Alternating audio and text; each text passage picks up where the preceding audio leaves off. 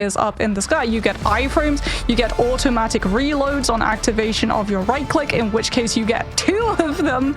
And if your team is running something like an invis, he's going to be getting that shield staggered in front of him too, to make sure that he can get all of that sustainability up in the skies. We are going to be heading to Celestial Husk, our first domination map. I mean, it's also not out of the question that maybe you'd get the Rocket Network team up as well from Citadel, who have been playing an uncanny amount of Rocket Raccoon recently. Alex has been pulling that out on the domination maps. It's going to be a Jeff first ban once again coming through from Chopped.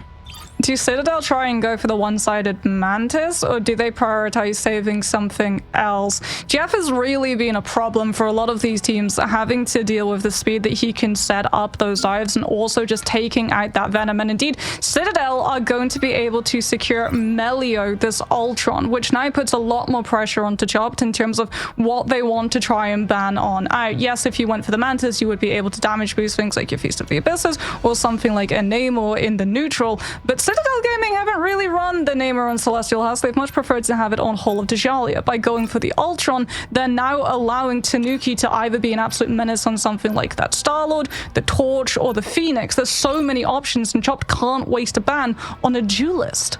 As we noted earlier, Melio is going to be in place of Pokey to start with today, which I believe is actually a departure from a previous game between Citadel and Chopped, where I think they started with Pokey on domination. Adam Warlock going to be taken away now. We might see a pivot towards a ban on the Venom to try and take away that team up from the Jeff for symbolic shenanigans.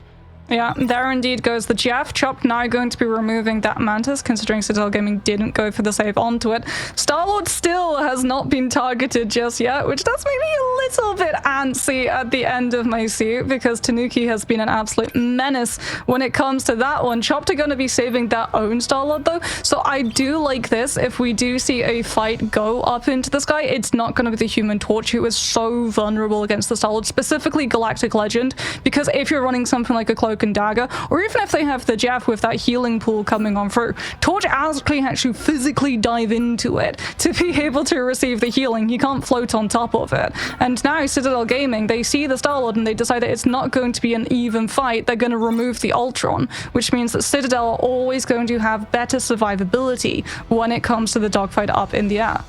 Okay, last ban here. Is it going to be something to try and guarantee survivability for its Jeff, like banning a Phoenix or potentially a Magneto? No, instead we're going back to the old Guangzhou style, trying to kneecap Polly.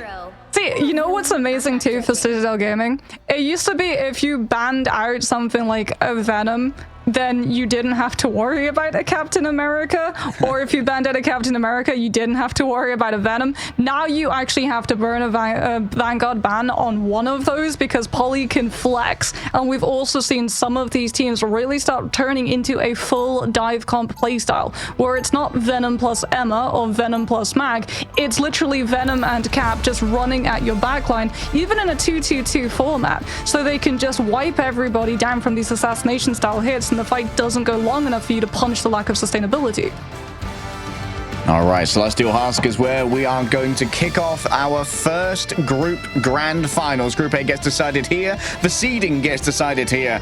Playoffs await next week, Mox, but Citadel Gaming are looking to set the tone that they are still a top team and that they aren't Chopped.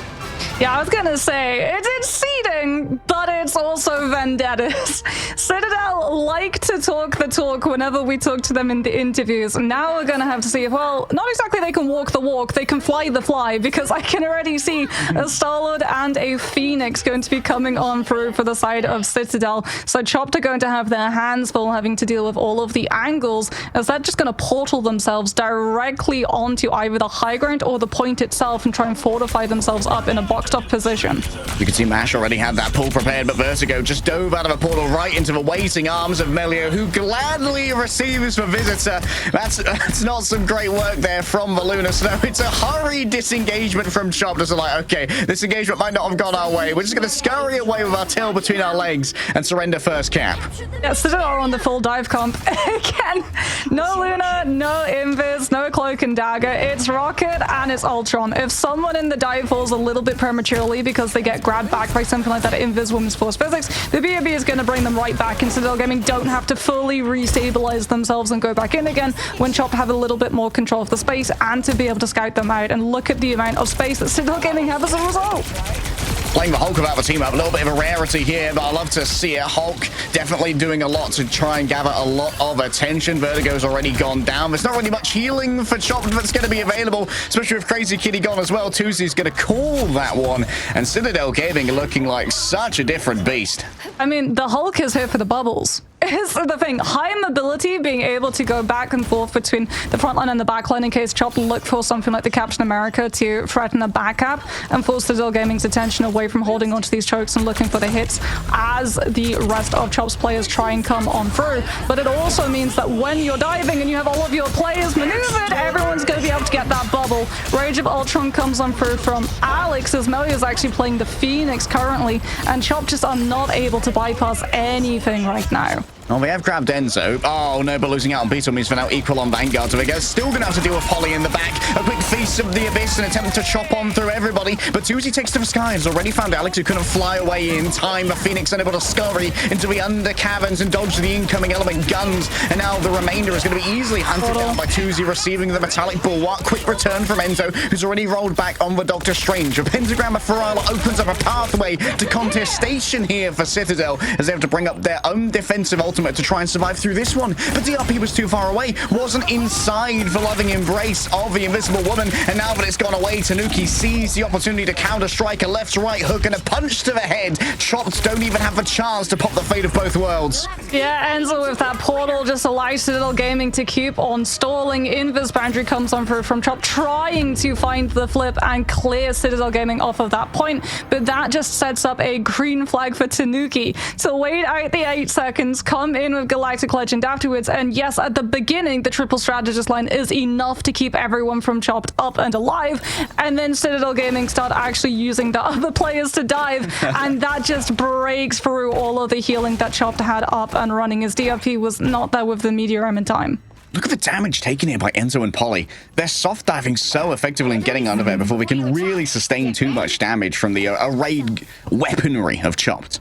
Yeah, I mean, MASH is trying, but there's so many different resources that you have to get through. Remember as well, Hulk, if he has the bubble, doesn't get affected by the Force physics. True. So if Citadel Gaming want to go for a soft dive, they can literally stagger the Venom to go in first, absorb all of that pressure, and then when he wants to try and get out because he's getting too low, Enzo can jump through, give everybody the barrier, and there's nothing that Chop can do to prevent the soft dive. Helpless before flying green fists of fury. Once more, we dive into the abyss, and no portal shenanigans this time, Marks. Yeah, Tuesday's going to be over to the Psylocke. This is something that we've seen a couple of teams try and do. She isn't that great in terms of overall meta, but she is still incredibly strong at being able to contest these flyers. So Alex on that Ultron is going to be taking a lot more pressure focus fire now. All right, Sonic Vortex already used to try and take someone out from the sky. Beetle round the back, eyes onto Melio. Getting on top of this Phoenix is going to make sure that that damage can't be sent elsewhere, but getting close to the Phoenix still is dangerous in its own right. Alex forced to use the Meteor Ram, and there's an attempt not to charge it. DRP, I'm afraid you're not quite that guy today. LeBron given the ball and fumbles it for the Golden State. Unfortunately, as Tuzi wraps around the back to get on top of Melio, the peel comes through. An unbreakable barrier sent on top of Melio. Still wants to try and impact they shall. Vertigo a touch too late, unfortunately. The sparks were built up, the one taps were delivered, and Chopped have invested here, but they haven't got themselves all the members that they need. Yeah, sunk cost fallacy now coming in through from Chop. They need to win this fight, so Icon's Freedom Charge layered over the top of Galactic Legend from them. But Crazy Kitty's taking so much damage. He tries to dodge one angle, he immediately dodges into more danger, and Tuzi gets picked before Dance of the Butterflies can be set up. This is falling apart for Chopped, and Citadel Gaming will be able to hold on to the point. POV or Reddit trying to balance Lunar Snow. Well, Vertigo. Tuzi is going to have that Dance of the Butterflies now, but it's going to be so hard to actually get to utilize it because Citadel Gaming are just going to be able to scout out where that Psylocke comes through from. Alex or Ken, either of the all can try and heal through it as well. And if Polly gets the damage boost from that Rocket Seer as well, Chopped with this invisible boundary might still find their backline Chopped. Yeah, waiting to see if the team are going to enjoy the amplifier. Ken might be the hearkening of the beginning of this. Tuzi's already getting very aggressive round the back. Dancer of Butterflies onto just Melio. Didn't have time to teleport away. Maybe it was forced out. Just brought back though. It's the BRB. Oh, the BRB, it's okay. Taken down once again. DRP on Polly elsewhere. Seems like a lot of the space was eroded away from Citadel Gaming. The second they lost out on Chop. They're still going to use Vasia here, which is a little bit ambitious with only 3 players remaining, but Tanuki might be able to make something off the back of it. As Chopped, they are just going to be chasing around. I believe a quick teleport out using that Rocket Network team up. Citadel are now just playing for a little bit of additional percentage on the point. The Feast of the Abyss doesn't get too much, and this one's over. Well, Chopped also didn't really lean into the bluff. They didn't burn another ultimate outside of that Dance of the Butterflies, and in that fight, Tuzi was able to do so much to both the Venom and the Hulk that he's almost already cut another one of it built on up. Mash crucially held on to the invisible boundary too, which is going to be able to match Tanuki's Galactic Legend. Tanuki getting the personal pocket here from Vertigo as well. The speed bubbles coming on through. Unbreakable guard, just making sure that Melio might not have to use that teleport too early, but when you're too judicious with your resources, you end up not using them when they're needed. Enzo's going to lose out on the Hulk form, reduced to puny banner. Alex up close and personal, getting some healing over on to the Rocket Raccoon. The PRP, I think, takes a singular dash from Tuzi, but just tears through the strategists. Yeah, the patty cake from the Rocket and the Ultron, just not enough. Rage of Ultron had already worn out. It was tried to be invested to save Enzo when he got grabbed by DRP with a big carbon crush. And Chop, now that they're in control of these spaces, are able to put enough pressure onto Citadel Gaming that they can punish the lack of overall sustainability that a Rocket and an Ultron bring when you have this much focus fire damage coming on through on one specific target. So their next seduction is going to be able to keep all of Citadel Gaming from being able to keep up that Phoenix. And Tuzi on the side has the higher mobility to find where the BRB would be stationed to prevent Melio from being brought back. Oh, already Polly has got 2. Tanuki up in the sky. Inside the healing pool, Chopper feeling a little bit clean against all of the damage incoming. A little bit of an awry ultimate coming through there from the Jeff. I'm pretty sure Vertigo just didn't want to expose themselves to the damage of an arrayed Citadel Gaming. Chopper still in control here, which is incredibly important as the Cosmic Yarn Amplifier is going to be deployed, giving over shields and damage boost to all who stand within its range, but it's easily taken on down here by Chopped and their focused fire. Crazy Kitty reigns above it all, looking over towards the Phoenix. Is going to require raw tracking to take this one down, and together Chopped are able to get through that 400 HP summon. You can see the chase onto Melio is hugely emphasized here as Enzo looks towards the back. I think a quick stun onto another one of the strategists using that Hulk smash. Tuzi over onto Ken, a personal delivery of 1,000-folded steel to the Rocket Raccoon. I'm pretty sure he hasn't paid for that one. Melio's taken on down. Tuzi to return. Mash opens up the portal, and it's going to be a last-second contest once again from Chopped. Yeah, Mash coming in front of the Doctor Strange, but Chop crucially don't have ultimates right now. Alex is so close to Rage of Ultron.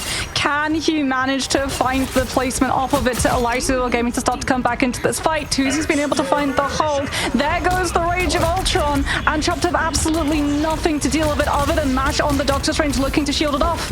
But for Citadel Gaming, with their very ephemeral comp, they have to stay static on the point during all of this as overtime starts to tick on down, going up against the Tide. Melio doesn't really have that much to try and play with. Crazy Kitty can't quite avoid the cellular corrosion. Look at how low everybody is, and this is where you really start to struggle with the Ultron and the Rocket Raccoon. The healing throughput really isn't there. A Cosmic Yarn Amplifier going to be deployed. It gives Enzo a little bit more muscle behind all of these punches, but you're playing an eternal bond. You just can't burst through this at the moment. Crazy Kitty once again takes to the skies, wants to ride a galactic legend, and it certainly is going to be a long one, as this surely is going to go to 3 sub-maps on domination. The Celestial Husk uneasy to claim. The Citadel can't be built brick by brick. We need a brand new delivery. That's the problem when you're running that little healing output from Citadel Gaming. These fights have to be fast, or you have to be able to reset the majority of your composition while having one person bounce the point and keep it under your control. The second that Chobot actually managed to gain a foothold on that point, the percentage is going to rise exponentially the longer that those fights go, because they're going to be winning so many off of them. Tuzi, too, being able to swap over to the Psylocke, 16 final hits, has been able to really put pressure onto Melio on this Phoenix alongside Beetle with the dives and the Captain America, to the point that we're actually going to be seeing Melio off of the Phoenix and onto the Psylocke himself. I mean, there's a reason why, when looking at Chop's roster before, we wouldn't be surprised if we saw Psylocke target bans despite her anti-meta status, because Tuzi's kind of just that guy on Psylocke. Well, Psylocke, she doesn't have like full meta vibe, but she brings niche value, right? The mobility that she has, being able to chase down onto things like the rocket as well, so that Citadel Gaming weren't able to just levy the BRB to bring crucial players of their own back, or potentially send one of their vanguards in to take a hit and then come back on through. As we can see a full change up from the composition coming on through from Citadel Gaming. This is counter Psylocke measures at their maximum. We've got Namor coming on out, emboldened by the Hulk. Gamma Squid, good to go. Crazy Kitty can get through those real quick, though. Polly already taken down midway through the cast of a Feast of the Abyss. A patty cake back and forth around the Guardian Shield. Sustains the backline of Citadel Gaming through the Dance of the Butterflies that was given over by Tuzi. Chopped, they get the cap for free. Oh, Citadel, a little bit of a fumble there off the back of their fight, and you can see that Tanuki kind of just gave that one up. Didn't want to try and play this out. Melio doesn't quite get the same vibe. Choke slammed by Emma, but no thank you is given. They're just not going to let him go off the map. Citadel Gaming, the problem for them was that they had to play the patty cake game with their strategists up above the point itself because of the Dance of the Butterflies coming through from Tuzi. That's how Chopped were able to pick up the point as quickly as they did. A great force physics as well onto Enzo. Almost pulls them down into that puny banner form, and they're just going to be able to continue building off of the momentum from the Hulk getting out by trying to find the Venom and driving back in. Okay, 5 ults here from Citadel Gaming, but can they use them efficiently is the question. Defensively, this point is so easy to contest. Oh, an early force here. Enzo's already been forced to use all of their defensive options. I don't know if there's going to be time to actually get him off the map here, so we're just going to be... He's just stopped it up, though. That was the entire duration, nearly, of the Wall Breaker Hulk in Vertigo's as Jeff. All gone. Tanuki takes to the skies inside of the invisible boundary for safety to try and activate their ultimate. Sees Beetle fleeing away, but can't really find any squishy targets right now. Only the vanguards are presenting themselves, and Crazy Kitty emerges from their subterranean lair, ready to duel up in the sky. And you can see that constant refreshing of the Guardian Shield onto Crazy Kitty, making them even more difficult to assail. Chopped staying in control here, and Citadel Gaming have been rebuffed back into their little hidey holes. DRP didn't even need to burn Psionic Seduction. Tuzi goes for the Dance of the Butterflies and manages to find the pick because the Captain America and the Jeff just all pile in the damage. The XL comes on through. They might be able to pick Tuzi up at the back of that one, but no, somehow he manages to get on out thanks to Peel coming on through from DRP on that Emma Frost. And this could well be a 100-0 unless Citadel Gaming, when they come out of this portal, can pull a rabbit and a miracle out of a hat. Enzo, are we going to be sticking here on the Emma Frost? Indeed, it is going to be a pivot, as it's going to be a last-second contest coming through from Citadel Gaming. Chopped on the precipice of winning out the first map in this best-of-5 grand finals. DRP sees absolute stars right now, spinning kicks in a tight corridor, but it was a bait after all. Went too far away from their backline. Chopped have lost 2 of their vanguards. They smelled the blood in the water, and yet they went directly into the fishing nets that were so perfectly arrayed by Citadel. Mash going to be the next to fall on down, and Chopped, even despite investing their invisible ultimates, couldn't get it done. I mean, Polly, even separated from the entire backline, had Feast of the Abyss, which would provide all of the sustenance necessary to keep up that Vanguard line. Citadel Gaming are now going to be in control of that point. Tuzi, though, has swapped over towards that Phoenix, trying to build Ensong Inferno as quickly as possible off of all of these players who are going to be stacked one on top of this other. Crazy Kitty sees the Doctor Strange and sees dollar signs in the eyes. Vanguard getting grabbed by this Wolverine is going to be curtains for Citadel Gaming's push. All right, Crazy Kitty. I've seen a lot of their Wolverine in the past. Going to be an opening up here with the Sonic Seduction. Quick cellular corrosion moving over towards the back. It's Jeff looms in the distance, and it could be, oh, looks like it's just going to be a disengagement here. Don't want to try and play it into the Sonic Seduction. Instead, we're just going to prioritize getting that raw healing. Oh, an interruption on the Eye of Agamotto from Melio. Crazy Kitty says absolutely not, bub, and tackles him out of the sky. The Sorcerer Supreme beaten down by pure clawed action. Citadel Gaming now trying to counter-strike using the Galactic Legend, and there are so many squishy targets for R available, but look at that concentrated healing onto Crazy Kitty. Absolute MVP status being given over. The VIP package delivered to the Wolverine. Oh, he's got the last stand too. Manages to find the Feral Launch onto the air, onto so many of the players. They're going to follow it up too with the invisible boundary to slow everyone from Citadel Gaming where they were pinned into the Ensong Inferno, followed on up by Tuzi, and chopped off of the back of that. Find the flip. Citadel Gaming have to keep overtime and play. Feast of the Abyss is up for Polly, but there's no follow-up damage from the Dance of the Butterflies just yet. Tanuki on one side, Enzo on the other. Crazy Kitty pulled back on him, but the healing is so good. They are just taking such good care of this Wolverine. A Berserk State carves through even the toughest diamond. Adamantium claws are met with thousand-folded steel. The dance of the butterflies can't quite find the final blows, but Tuz is already fallen down. DRP next to go, and now Melio's on the hunt. The Shinobi's found Taroni as Vertigo looks to just try and swallow up everybody. Might once again just try and prioritize the usage of the healing, but the joyful splashes must flow. So too must the blood, and it's been smelled there by the Wolverine. Tanuki too far gone. B2 have a last chance here, keeping it contested, but remember that Chopped are still in control, so in this time, all Citadel need to stay on the point at all times. DRP opens up the portal. The Pentagram of Ferala offering reinforcements here to a beleaguered Chopped team. Crazy Kitty's gone for a disengage, and Beatles found round the back, was alone in the back lines. The invisible boundary might well be the hearkening of a recontest of a last stand. It's beautiful. Melio can't stand up to it, but Crazy Kitty can't stand up to the damage. Into with a spinning kick to his behind him, and a counter strike once again coming through, breaking the shield of DRP. But will anyone be sonically seduced? DRP is.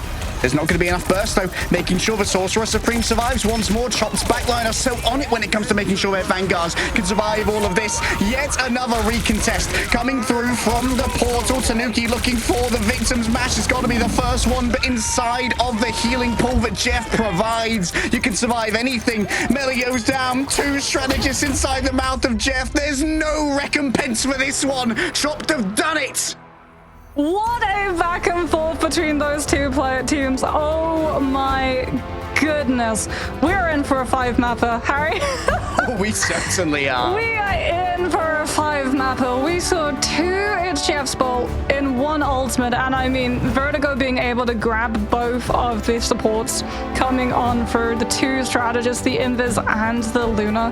For Citadel finally turned the tide for Chop to be able to clear the board at that point. Crazy Kitty, I know Tuesday here comes on through with the MVP, and when he was on the side, like, he was making so many insanely good plays, but Crazy Kitty, when we went to that triple Vanguard setup for Citadel Gaming and they tried to come on through with those recontests, the Wolverine for me won it for them. Last stands being able to pin Citadel Gaming all off of the points that Chopped would be able to keep monopolizing that space, and then knowing as well where they would be landing, so that Mash would be able to build the invisible boundary around them for the slow impact rather than having it up for sustainability for the side of Chopped.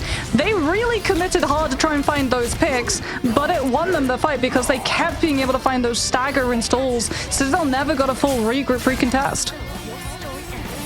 Man, I don't think I've ever seen a fight so long that we had 3 Pentagram of Ferrari used. 3 portals! Because that one opened up with Enzo swapping over onto the Everfrost alongside the portal for the last second recontest, and then I think Polly had another one to come in by the end of it. Yeah. That was a 3-minute fight? That was a 3-minute fight. It was absolutely wild. Citadel as well, like, when they came through with the Dance of the Butterflies, stacking with the Feast of the Abyss damage, it looked like that would be it. It looked like it was like, okay, they're going to be able to find the flip, it's going to go 99 to 99, we're going to have all of that overtime, but Citadel would be the one with the point control. And then the Wolverine just said, no. I'm gonna hold my maple syrup. I'm gonna be able to keep all of this rage. I've got my passive. We're going to be able to bounce point, not just off of 2 Vanguards, but off of a Wolverine as well. And Chopped were just able to really masterfully, every single time one of them started going a little bit low and that wind condition looked like they were about to go down, fully heal them back up. I mean, the focus from the strategists was second to none. Chopped showing exactly where they are on in this grand finals position. I need to breathe, other teams need to breathe, so we'll be right back after this break.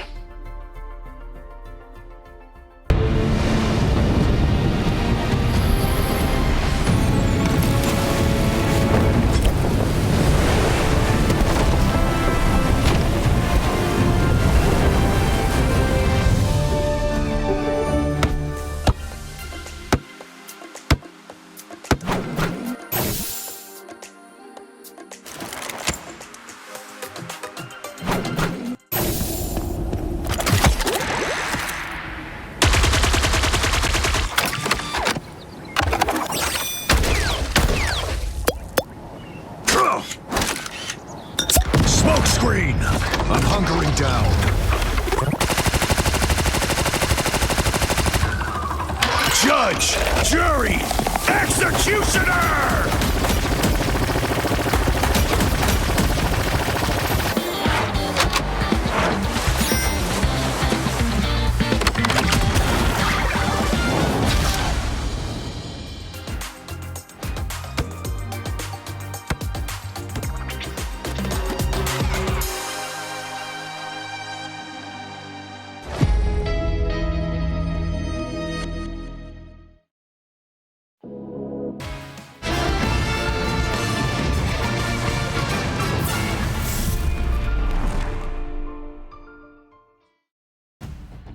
One of the longest domination maps we've seen in a hot minute, and there's a best of 5 on the docket here, Mock. So this might be a bit of a long one, as now Citadel get to choose which map we go to.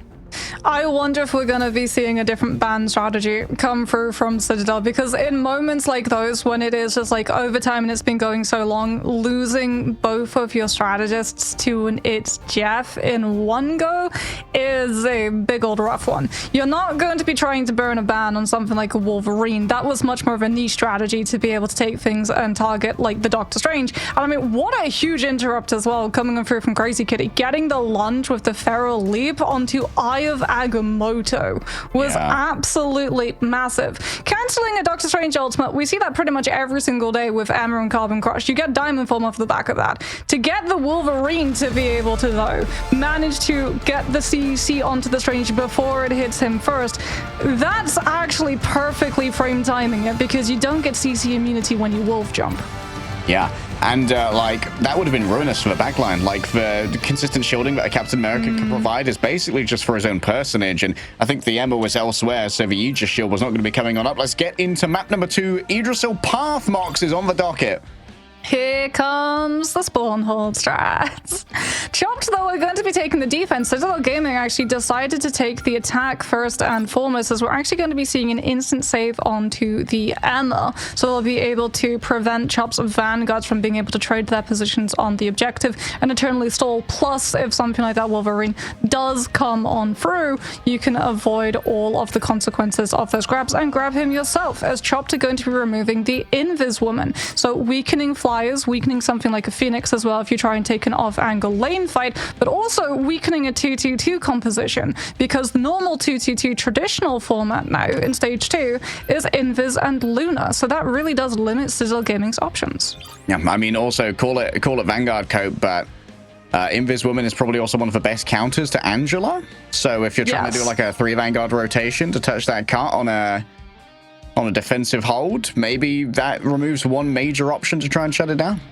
Yeah, Chopped are also going to be able to save the Jeff. Citadel Gaming going to be banning out that Adam. We do normally see Citadel try to target the Adam on Convoy and also secure one-sided Adam themselves. So to see the Emma Frost save from them is a little bit against the grain in terms of that tradition, as we now get to go to our mirror bans at the same time. What do Chopped and Citadel Gaming decide to remove? Ultron from Chopped and one-sided Emma from Citadel. When we looked at the ban graphics coming on through from these two teams, we did see that Chopped prioritize having one-sided Emma themselves. So Citadel really forcing them out of their comfort zone in terms of picks. Chopped have an option here for a one-sided Invis, and there it is. Nice. This means that they're going to have access to that Force Physics, of course, and the Guardian Shield to make for some very unfair aerial fights, which can't be reinforced by Ultron.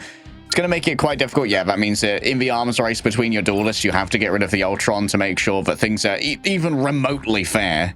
Is this going to be a mag save from Citadel? Because they currently, if they do want to go for something like that Phoenix, they have the opportunity to use that to counter a Jeff ultimate, but they don't get Rage of Ultron. They don't have the Invis to be able to help out that Phoenix, however, and it's actually going to be a Jeff save coming in through from Citadel's side. Does that now force Chopped into banning out the Venom the way that we saw previously? No, they ban out the Groot, which I'm actually a big fan of, because Groot, when you're an attacking team, is one of the linchpins of the spawn break composition, where you combine his ultimate with either a Torches or something like a Moon Knight's.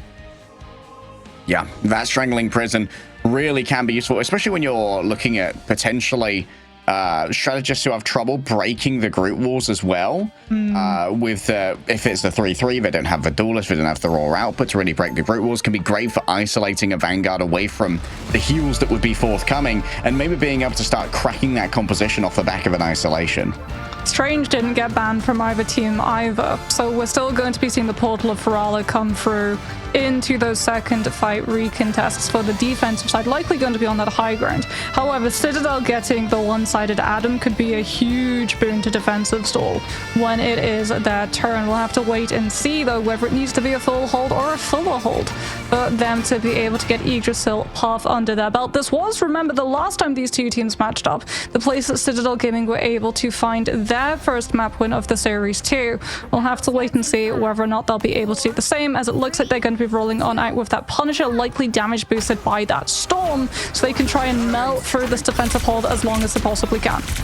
Okay, and Ken going to be getting the PS here as well with the Joyful Splash. Already a quick grab onto the Doctor Strange. DRP down to only 80 HP, and the divvying up of the heals between multiple Vanguards, but they had to choose their favored child, and unfortunately it wasn't DRP that time around. Polly looking to try and chase them down, but remember, with a longer cooldown here on the Diamond form, it can be a touch more difficult. Psionic's Sentience has been seized. Beetle's got the Sentinel Strike ready to go. That means that they can at least harass Tanuki a little bit up in the air and keep these goats from moving. Once again, DRP going to be the primary focus of a lot of the incoming damage, but MASH is staying well on top of this, and Vertigo's going to be able to bring up a healing pool soon. Yeah, I mean, great bubble coming on through from Vertigo as well. You can actually see when we're looking at Beetle's POV, the amount of bubbles this Captain America is taking. That's the target eye of Agamotto, right onto the rocket. There's a reason, though, because that's not just one elimination you find. It's technically two, as BRB was about to come back into play as well. So Citadel Gaming will be able to, off of the back of that, find the picks, and do Chopped actually go back to spawn and swap onto a 2-2-2 format, or are they going to wait for Crazy Kitty to try and teleport them back into this fight?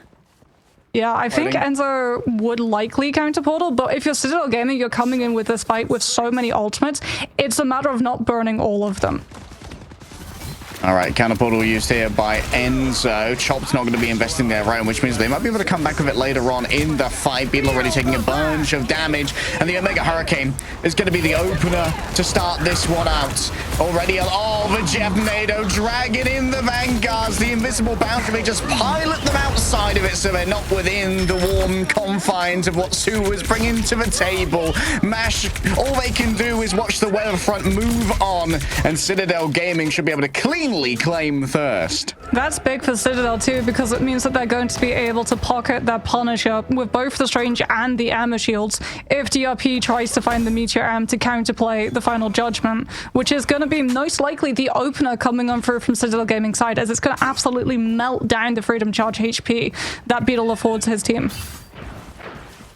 Yeah, that Freedom Charge HP doesn't last long when faced with that much raw damage.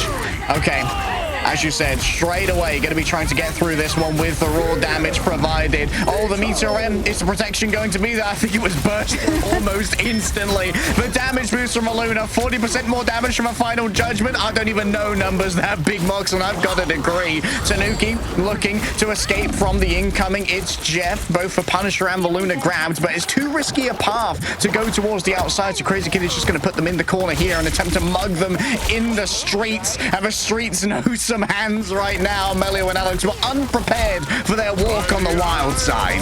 Oh, Agamotto comes on through, but I think it actually didn't manage to find what it was looking for. 2Z now with that mag bubble, as well as the Pocket Guardian Shield coming on through from MASH. Gets to unleash the Galactic Legend when Citadel Gaming do not have a single defensive option for them, as Melio swaps over to the Adam to have Soul Bond and walk into this first fight, and potentially survive the invisible boundary that Chopped are going to be able to utilize against Citadel Gaming when it comes to the Sharknado once more. Storm's coming, Annie. Jeff Nado ready to go. Tanuki gonna have to deal with the damage coming through from Tuzi in the back. Give him the bulwark, but a lot of things have already been used here. Now Tanuki sees a clear runway. Flee all and sundry. You can see already the opposing Jeff tried to escape Vertigo, and MASH, despite all the healing, can't deal with this. DRP and Beetle are gone. I think that Polly might not have especially needed that ultimate to deal with. Yeah. Hey. I think if you're Chopped, and we see Sharknado come through, it might be time to just save Invisible Boundary and try and one-shot it with Meteor M coming on through from DRP, because that's now, again, Invisible Boundary entirely prevented. They do have Fate of both worlds, however, to come on through, and that respawn being close enough is going to allow them a full regroup, but Alex gets later Lunar Ultimate, which means it's going to be lasting far longer than Chopped, and now even the Galactic Legend might be enough to be able to turn the tide. Eye of Agamotto from Enzo. The iframe though from Tuesday with the right click means that he avoids it entirely, and the Freedom Charge Alpha means that Chopped have been able to hold on to that position on the objective. They actually get to hold. Has an open runway onto the back line. There's going to be attempted a resurrection coming through from Melio. Oh, we don't see Melio up above. He was hiding in the rafters, sitting on a beam. And it means that the remainder of Citadel Gaming can come on in now. Soul Bond going to be used to give over a little bit of additional sustainability, sharing out the damage between all who are present. Enzo's already been taken down, but rezzed up in short order. A quick grabbing of a sentience here means Tuzi is in danger. But look at that healing pool in front of Tooth Gnasher and Tooth Grinder. Crazy Kitty's going to opt to play elsewhere as Tanuki and Ken once more set up. Sharknado! Oh, one and done. It always was. Tanuki sings a song on the woodwind instrument of peril. Oh, Citadel Gaming, 2.5 minutes for C. Okay, instant banning Jeff is looking real good right now. If you're Chopped and we go to a third map, Tanuki on that Storm 2 is going to try and chase down Beetle, but he already repositions before Polly can come on through with the Diamond Plum into Carbon Crush and try and find that elimination and stagger for Citadel Gaming to continue their momentum.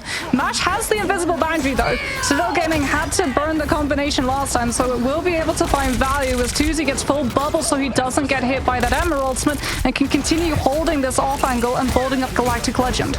Ultimate suppressed and strategist lost. DRP forced to disengage as they watch their old captain fall before them. It's a mad dash back to the spawn. You can see that an Aegis shield has already been erected in the doorway to try and stop any outgoing healing. They're about to have another Jeff Nado. Oh boy. Tanuki and Ken are going to be able to get it online, potentially force Mash or DRP into burning their ultimate before we get the Karmic Revival, as Enzo goes aggressive with the Eye of Agamotto directly onto anyone from Chopped who could try and bypass the spawn hold and put themselves onto the objective, forcing Citadel Gaming to path backwards to that backline. There goes the Meteor M, and it does manage to at least put a little bit of pressure onto Citadel, but unfortunately it doesn't one-shot the Jeff Nado combo, and Tanuki gets 2 once more. Once more, the Jeff Nado inside the Invisible Boundary is not an ideal matchup here for Tuzi, who will stand alone. Focused fire in onto the back line, but Alex gets plenty of healing from their compatriot in Ken. A trust long forged over years and years worth of scrims. Polly taken him down onto the floor, but manages to wrestle Beetle back out of that one. Crazy Kitty on the back line is able to do a huge amount of healing for their compatriots on the healing. However, Melio still sitting, ready to go with the Karmic Revival. That Rays of Damocles ready to be bashed down upon Chopped at a moment's notice. Tuzi tries to flee away and manages to break LOS with this one. Enzo gets the solo stun over onto Masher. Follow-up's not there though. It seems like Vertigo and Crazy Kitty are taking good care of their ally who is in desperate peril. Vertigo forced to flee elsewhere, and Polly is just gatekeeping this doorway right now. You can't get past Polly. Kicking them back into the wall so they can't get past them. Like you said, strategists denied any opportunity to help their vanguards, and Citadel Gaming find the full push. And the body block on the heels that could come through as well. The charge just getting in the way. Oh man, Citadel really showing off one of their niche strategies with the Jeff Nado coming out. Oh, they had so much damage coming through too. Like Melio, when he was on the Punisher, absolutely melting through a triple Vanguard lineup. The only thing that potentially could have stopped them, because they had to invest so many ultimates in one go, was if Chopped had Adam. And that's exactly why Citadel Gaming removed him from the pool. Because then if you're Chopped, you literally allow Citadel Gaming to throw everything, including the kitchen sink, into an ultimate fight, and then you just hear Born Again off in the distance. And you're up so many ults. Yeah, I'm just going for the long con when it comes to that. Overall economic disparity. And Chopped, they're going to be down on their potential group play here to try and isolate a Vanguard. So instead, maybe we'll see a Cosmic Fastball out of a spawn here from Beetle. We have seen Beetle play a little bit of the Wolverine, I believe, on Araco previously. Yes, but this is where the Doctor Strange has been gone. Citadel Gaming were liking to use the Doctor Strange for all of those shields so that they could try and pocket things like that Punisher Now they know if they have the Doctor Strange, it's going to be very vulnerable to the Wolverine. So over we go to things like the Captain America, where you're going to be able to just eternally still light the objective. I like Crazy Kitty going in on this torch to be able to put so much pressure onto angles from both the Strategist, but also Pyro Prison on the actual main road, which means that the Vanguards are going to be taking so much tick damage as already Polly's down. Very roundabout route here. You can see the distraction in the back. Yeah, Melio was barely perturbed by the Venom dive, but it meant that Polly was going to fall through the cracks elsewhere. Crazy Kitty pops their team up, looking towards the back. Seems the Soul Bond has already been popped, so it's not going to make a huge investment here. But a hot drop into the back now could be exactly what the Doctor ordered. Melio going up against it. There's a follow-up coming through from Tuzi. Light and Dark Karma allows for a momentary reprieve for Alex, healing themselves up. Off the damage done. Polly's returned, and Tooth Gnasher and Tooth Grinder continue on. We're still having as well a fight for lane control right now. Venom, it's Enzo's turn to try and hold the objective as long as possible and stall Chop's approach. But Chop, with all of these dives, have already been able to build up the ultimate. DRP holds the backlane's entire attention, forcing so many resources with the piece of the abyss. As Can comes on through with the edge. Jeff, Tuzi's trying to track him down before he can go over the edge, manages to find the pick with the Galactic Legend, and still have enough to be able to come on through and force the fate of both worlds. Okay, but DRP was too far out. Think about where MASH was placed by that Jeff when they were fallen down by the opposing Star-Lord. Bright like a star, proclaims Crazy Kitty.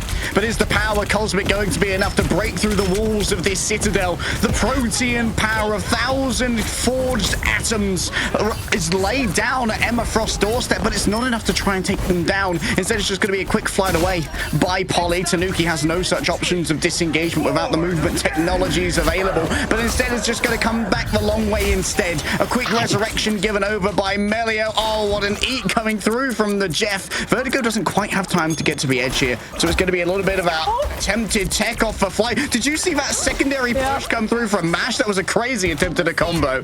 They almost got the Atom. Perfect Being doesn't quite have perfect mobility in the game, as Citadel Gaming managed to lose the Atom regardless. A Crazy Kitty on the torch, he was so split away from his players. Polly has to come back in on the Doctor Strange, but Chapter just finding the picks back to back. There isn't really enough reason other than the Sonic Seduction for Citadel Gaming to try and go for a play. They've got to hope that this Emerald Smith is going to be enough, because if it isn't, they're going to be going into second with zero control of space. No space control here for Citadel. They're going to have to build it up once again, brick by boring brick. Oh, that's really bad for that Vanguard. They're going to have absolutely no idea what Beetle's going to be playing on this Wolverine until they find out the wrong way. That being said, Beetle, I believe, did manage to get held by the Carbon Crush coming on through from Enzo, but there's enough healing coming on through from Vertigo that he's still going to be able to be living long enough to go for that last time directly into follow-up spam damage from Crazy Kitty, and Chopped aren't slowing down anytime soon, despite Polly trying to stall the objective with his life on the Venom. Yeah, the only slowing is going to be on the car right now. Admittedly, Polly's doing a quite admirable job in a 1v6. Citadel Gaming, they've got Fate of both worlds, but they need to use it for the Supernova. Ideally, Galactic Legend is healed through by the It's Jeff, but Chopped also have so much spam pressure coming on through with the torch on the top of it. I don't know if it's going to be enough for Citadel Gaming to be able to hold their own. Melio is still 30% away from a Karmic Revival as well. That needs to be built up over the course of this one. Supernova once again evoked, and this could be overwhelming for Enzo. Forces out the usage of a Fate of both worlds. Ollie might have to feast now. Jeff. That's going to be two allies. Grab no enemies here for the Jefferson. Just going to get them out of danger temporarily. The Galactic Legend Tuzi's hunting. Only seeing Vanguards right now, though, and shields in their way. Ken's been chased out into the healing pool. Gives a momentary reprieve. And Melio goes for a quick res around the outside. Waiting for something around the back. But a self-stun off the back of no grabs means that Ken is going to have to potentially be resurrected. But it's going to take quite the walk from the Adam Warlock to get into that space, and that releases Beetle into the back line. There's a bull in the China shop right now, but he's surrounded by Animal Control. Animal Control were unprepared for the technology of Adamant. adamantium given over to a raging bull. To the sky goes Tanuki, a legend of his own writing, the Galactic one. In fact, 3 KOs found, the casualties rack on up with 2 minutes remaining for Chopped. Big wombo coming on through from Tanuki off of the back of the Psionic Seduction from Enzo, so that Chopped had no way of being able to deal with it. DRP actually is going to be swapping over to, oh, I thought maybe the Magneto would stay for that Meteor M to absorb the Galactic Legend coming on through, but the dive has been finding so much value with DRP. Beetle now off of the Wolverine onto the Captain America. We're going to be introducing another defensive ultimate cycle to the side of Chop's sustainability to go head-to-head with the sustain coming on through from the Adam, Soulbind, and Rez, as the dive is already in full motion and they've already been able to push Tanuki out of position and isolate them from the team. Unreal tracking from Tuzi, but Chopped, their DPS. They have to give up a little bit of space here. That is quite the position from Enzo. It demanded so much attention that Crazy Kitty just fell through the cracks. Bro must have just descended from on high. A heavenly missile of Icarus descending upon Chopped. Big play from Citadel. They understood that if Tuzi on that Starlord was going in that deep against Citadel, likely Mash on the Invis woman would also have to be close enough to be able to have LOS for the shield stagger. And off of the back of that, they'd either be able to put pressure onto the Vanguards with the better Carbon Crush coming on through, or hit the backline and force Chop to have to turn their attention away from Citadel Gaming's aggression and onto a defensive option as Crazy Kitty tries to live the dive with the Goddard's boost, but there's not enough follow-up damage, and Polly is able to get through entirely scot-free. Out comes that Venom, also looking for a setup of Feast of the Abyss, potentially damage on boosted by Alex's ultimate, but no, it's just the Venom 1 versus 1 currently to block the doors. I mean, critically, Vertigo also desynced themselves for potential for a Jeff Nado, so no copied homework this time, Mox. Oof, Beetle's gonna have Freedom Charge. Shopta coming in with a lot of these ultimates, but Citadel Gaming, they do have that Karmic Revival. And where that objective has been stalled, even if Chop burn ultimates now to be able to control the objective itself, they still have to win another fight before they get more time. And in overtime against a Karmic Revival, you don't get the opportunity to track down the Atom as aggressively as before. Psionic Seduction and Feast of the Abyss pair from Citadel Gaming. Chop trying to avoid it with Freedom Charge and that Hurricane coming on through from Crazy Kitty. But like we said, that's one fight won. Now they have to worry about what comes next. Fight number 2, the resurrection's coming forth. Alex and Enzo return to fray, and so too does Polly. A frenzied arrival is announced, and a potential overwhelming of the Star-Lord. Polly finds that one with the Dark Depredations, and Tanuki, just like an AC 130 above, lays down the fire, and Chopped cannot stand up to the force that was levied by Citadel. On their own map pick, Citadel walk away 3-1. Well, this is deja vu. We've been here before. Citadel's been here before.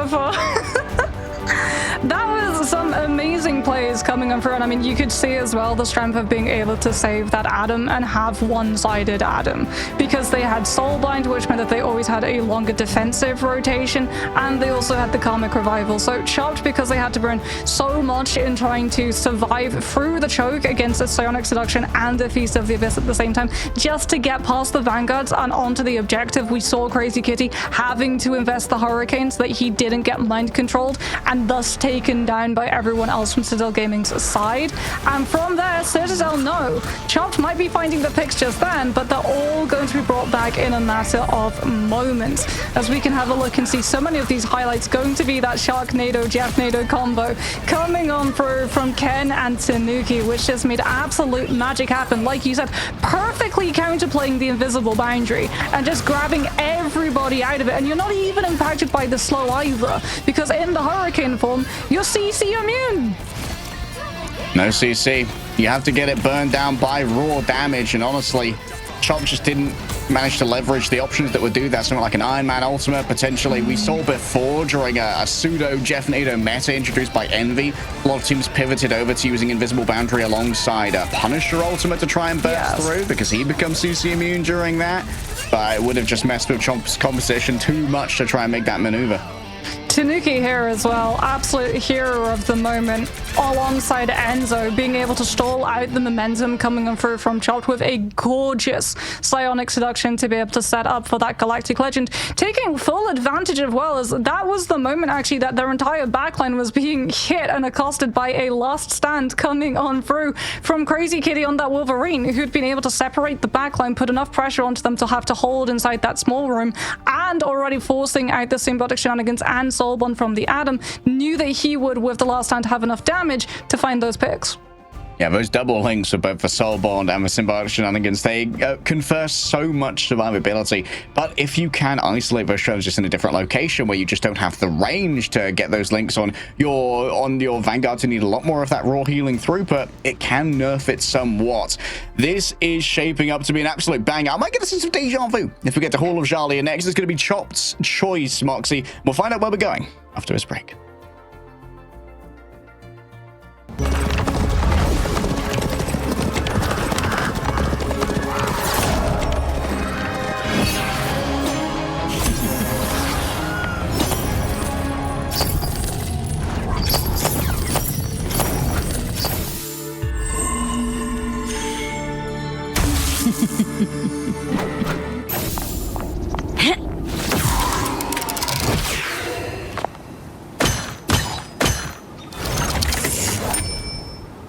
I want your soul!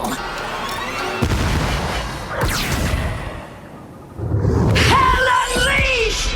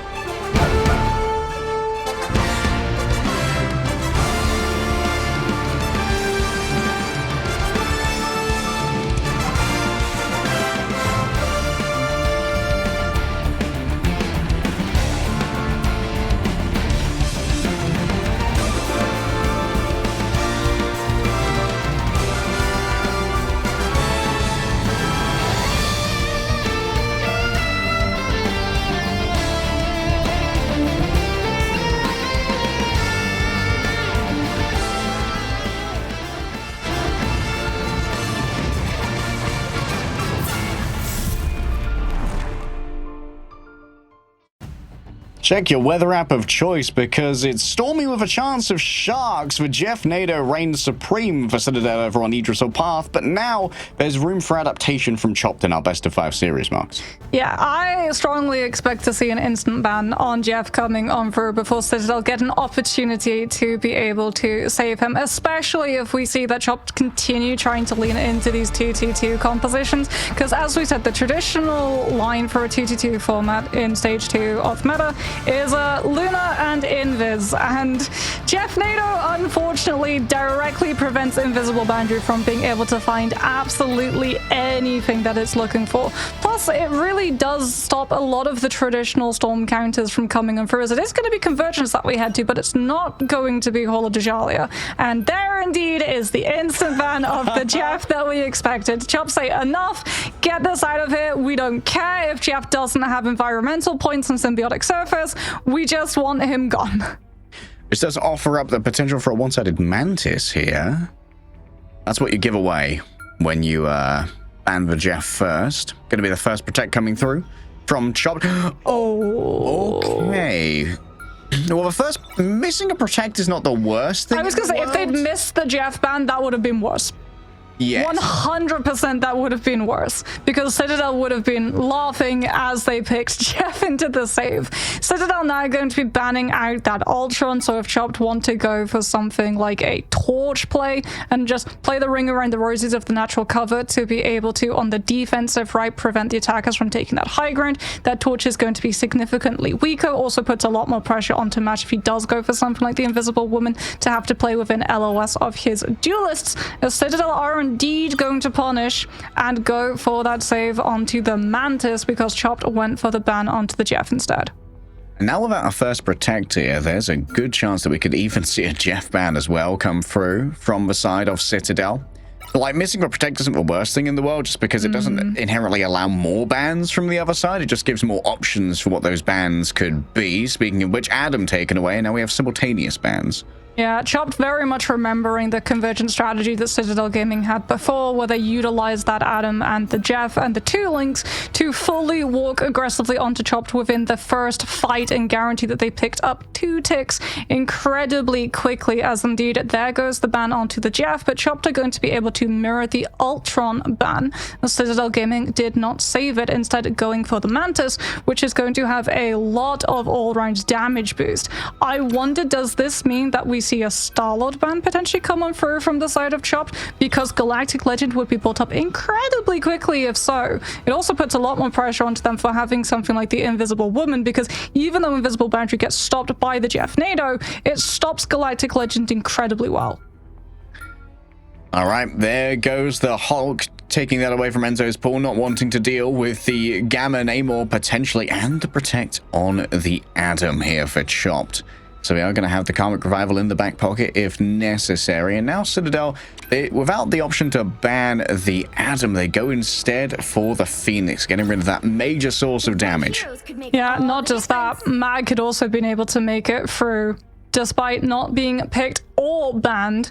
That means that you want to remove the wombo combo potential of Ensong Inferno plus Meteor M being able to find eliminations even through Strategist Ultimates. In Citadel Gaming, it looks like they're going to be going for that free Strategist line, but it's not one that we normally get to see a whole lot of. Melio and Ken are actually going to be able to get that Vibrant Vitality team up coming on through for the Deific Blessing for that Loki, which means damage boost and wider AoE spreads of the regeneration domain. There's going to be a lot of front-loaded damage coming on through from Citadel Gaming side.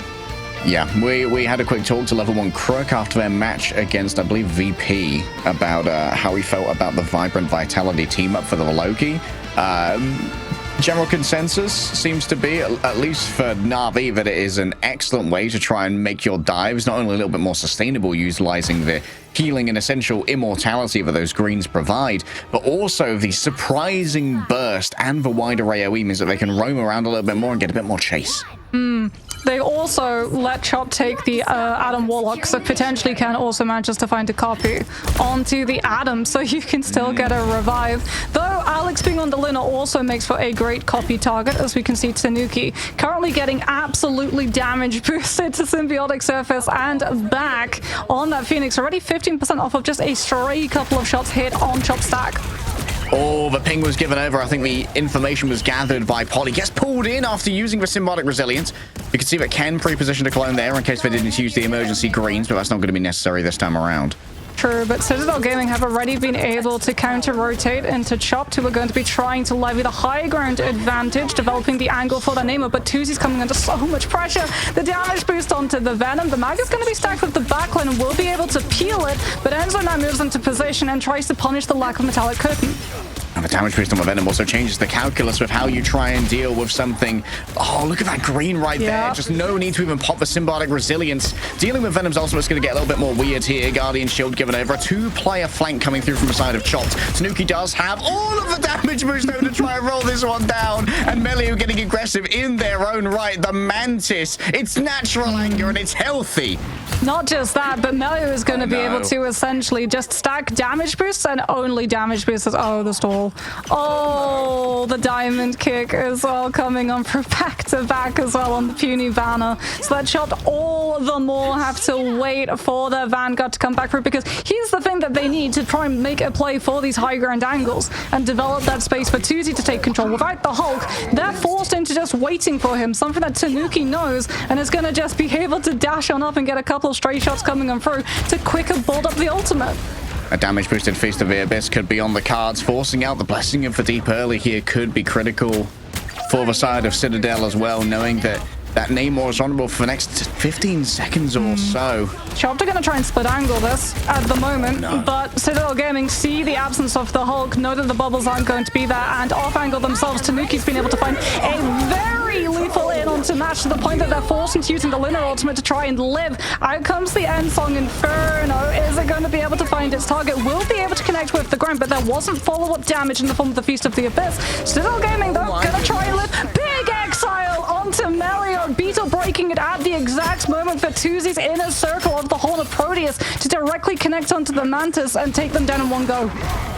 An Eldritch offering to some Protean god. Alex forced to use their own ultimate here. Hulk ready to turn it around with the breaking of the worlds. Maybe a damage boost here for Polly, but no, I think that the Mantis is too far away. You could instead go for the one off the back of the Fate of Both Worlds, but the timing wasn't quite there. Maybe a little bit of shielding given on over. Polly frozen up. Beetle taken back to their regular green form. Tanuki reigns above it all. The damage boost in a dream going up against the Namor, but there's so much healing ready for the King of the Oceans. But Tanuki has to back on off for a second longer. Can only really survive a little bit longer. Tanuki getting in real close here. Look at all the resources being given over to the Namor here. The carry has been allocated and the resources have been given. DRP trying to do their best to just stand up against the tide being brought forth here by Ken. Polly's going to be alone in the back but can easily disengage. In comes Giganto. A stun onto Ken, who's taken back down to their low-key form. Enzo dancing around as best they can, putting on a show for Liberty here. But Democracy can't stand up to this nautical mastermind, and TooZy reigns over them all. Yeah, TooZy on this Namor has been absolutely integral to Chop's composition right now. Plus, they're going to be able to lay stake to that high ground already. Beetle developing that space already up there on that Hulk, guarding it away so that Citadel Gaming can already position themselves to pressure TooZy into utilizing that Blessing of the Deep a little bit early, as we can see him going head-to-head against Polly, just providing a little bit of extra healing coming on through from Vertigo to build up the invisible boundary. Yeah, Polly just doing their soft dives as best they can, forcing out things like the indestructible guard. Enzo rolling on forward now. Doesn't really have much charge to try and work with. DRP ready to catch the aggression. The Meteor Ray onto both Ken and Alex. Oh, they must have used their greens earlier. Maybe a little bit more greedy to try and facilitate a dive. Vertigo gets traded, but I think the damage has already been done. The healing simply isn't there. All they can do is sacrifice themselves onto the cart. What's Tanuki cooking here? Not entirely sure what Bro's up to. Gonna send it on down. Obviously, the 400 gets burst through rather quickly in the midst of all of this. Tanuki is going to be able to get out of there somehow. Yeah, he gets to use Ensong Inferno to get a second health bar coming on through, potentially force as well Soulbind. Crazy Kitty doesn't actually buy into it. Beetle, though, gets taken out of Hulk form, and Tanuki rather still up on that high ground, keeping up the pressure onto Chop's players. Remember, onto those Loki clones, you get easy squid berserks off the back of it, easy headshots onto them. Still, TooZy didn't see the off angle coming through from the Phoenix. A 2 versus 1, it was unfair, but it's unfair to be returned to life after all. Crazy Kitty takes that one on down. Multiple players crossing the path of Enzo means spinning kicks abound. A soul resurgence to bring Citadel Gaming back into the force, and that's going to be the Horn of Proteus. Not really able to get too much there. Beetle tried to corral players inside, but the shepherding was ignored. Over to the World Breaker Hulk, knowing that almost over is the reign of the Lunar Snow. The greens are brought on out. A damaging strike from a Phoenix, yes, but not much gained in the form of casualties. A forced disengagement now for DRP, and I think that Beetle might be a little bit too deep in to try and survive this one. Could actually try and grab someone on their way out, but has to be careful not to be staggered in that banner form. Enzo needs to just dodge away as best they can with the Carbon Crush as the remainder of Chopped roll forward. With Beetle still in the backline of Citadel Gaming, stuck inside that banner form. DRP does have that Meteor M, though, something that Ken is going to have to really closely watch for when he goes for this copy onto the Luna's Fate of Both Worlds. Polly with that Venom Feast of the Abyss sees where the Magneto is going to be. Can Tanuki manage to dodge this? No, he can't. Regeneration domain already going to be coming in through from Citadel so that they can go for that premature copy onto that Luna. They've still got the time. Now comes the fate of both worlds to push the team forward and potentially find the damage boost for the Feats of the Abyss. AoE a touch too strong. Melio rolling forward, becoming a duelist once again in their own right. Damage boost onto the Feast of the Abyss. Crazy Kitty had dreams of resurrection, but Gethsemane this is not, and he's shut down in short order. Crazy Kitty reses themselves. In comes the portal. There's going to be a last-second recontest courtesy of the Sorcerer Supreme. The Pentagram of Thrala is opened, and the body block is shied on by here. Vertigo could be knocked out of their own ultimate and potentially burst on through it whenever healing's not the most, even post-buff. Tanuki's getting up close and personal. The premier melee DPS has made themselves known on the point. Tuzi's already down, floating above it all. An Imperious Overlord has no magnanimous designs, but the 400 HP is easily burned on through. Todd put themselves in a corner, and Beetle's back on the emergency deployment of the Wolverine. They need to stay on the point at all times. Mash and Vertigo, not an option. Ken takes to the skies themselves. A spreading of wings as Icarus looks down upon the nations that one day said that he would never fly. Citadel, hold on second. So the worry for Chopped coming in now is that Citadel Gaming have so much damage boost potential. When we go to the 6 versus 6 and it becomes a brawl for space, Citadel Gaming are going to be able to have such a huge lead in terms of the duelist fights. Tuzi is going to have to be so crazily pocketed from his team. He's already getting things like the Flake coming on through, as well as the Guardian Shield that Vertigo and Mash are doing a very good job of being able to sustain this Namer and make sure that he gets to hold on to those angles and keep up the pressure with things like the Monster Spawns. But Citadel Gaming now have Mantis on the attack to be able to damage boost their Vanguards, which is going to force Chop's attention to have to turn around and deal with them, and that's going to free up the space significantly for Tanuki to basically do whatever he wants. Even with Tanuki getting all these resources, it's Polly walking away with the MVP. You can just get so much off a Feast of the Abyss with even a minor damage boost coming through from something like a Mantis. And Melio is giving those out in spades. When you've got Alex and Ken behind you, you don't really need to use the healing sports that often. It's Loki Luna, 2 burst heals coming on through, 2 full just will be able to heal you all the way up. Like you said, Mantis does not need to hold on to those seeds to be able to use them for any form of healing. It is just damage boost, damage boost, damage boost. As Tanuki, the full pocket has been given. Damage boost from the Mantis, idle aura from the Luna. They're making a player ready for this high ground to try and force Chops into burning some of these resources, but they have to do so in staggered stages. We have to first deal with Soulbind. All in onto the young prodigy of Tanuki, who takes a little gaze into the abyss that's offered by Chopped already. The Adam Warlock falling low, but of course life streams are aplenty here. Crazy Kitty just having to dodge away as best they can. Look at the double squids around the outside. The off-angle provided here by Beetle and Tuzi needs to be addressed. Big play from Polly, though, was able to intercept where Chopped was looking to disengage from. And that means that Chopped have no place of safety. They have to try and roll this out. There goes the Soulbind, but Enz has been able to close up the distance. And this room, as claustrophobic as it is, becomes an absolute horror show against an Emma with a diamond kick. So the thing about the Soulbond is that it shares out the damage, but if you are occupying the same pixel and both getting hit by the same attack, it does nothing. Yeah, Citadel Gaming, just absolute textbook. We'll break down that dive a little bit more in depth when we finish this map, as we have to deal with Polly trying to get out the regeneration domain from Ken. We'll be able to save the Venom, and means that he doesn't have to give up his position too. So Chop once more denied an angle for their Namor, which is going to allow Citadel to continue pushing this objective entirely unimpeded.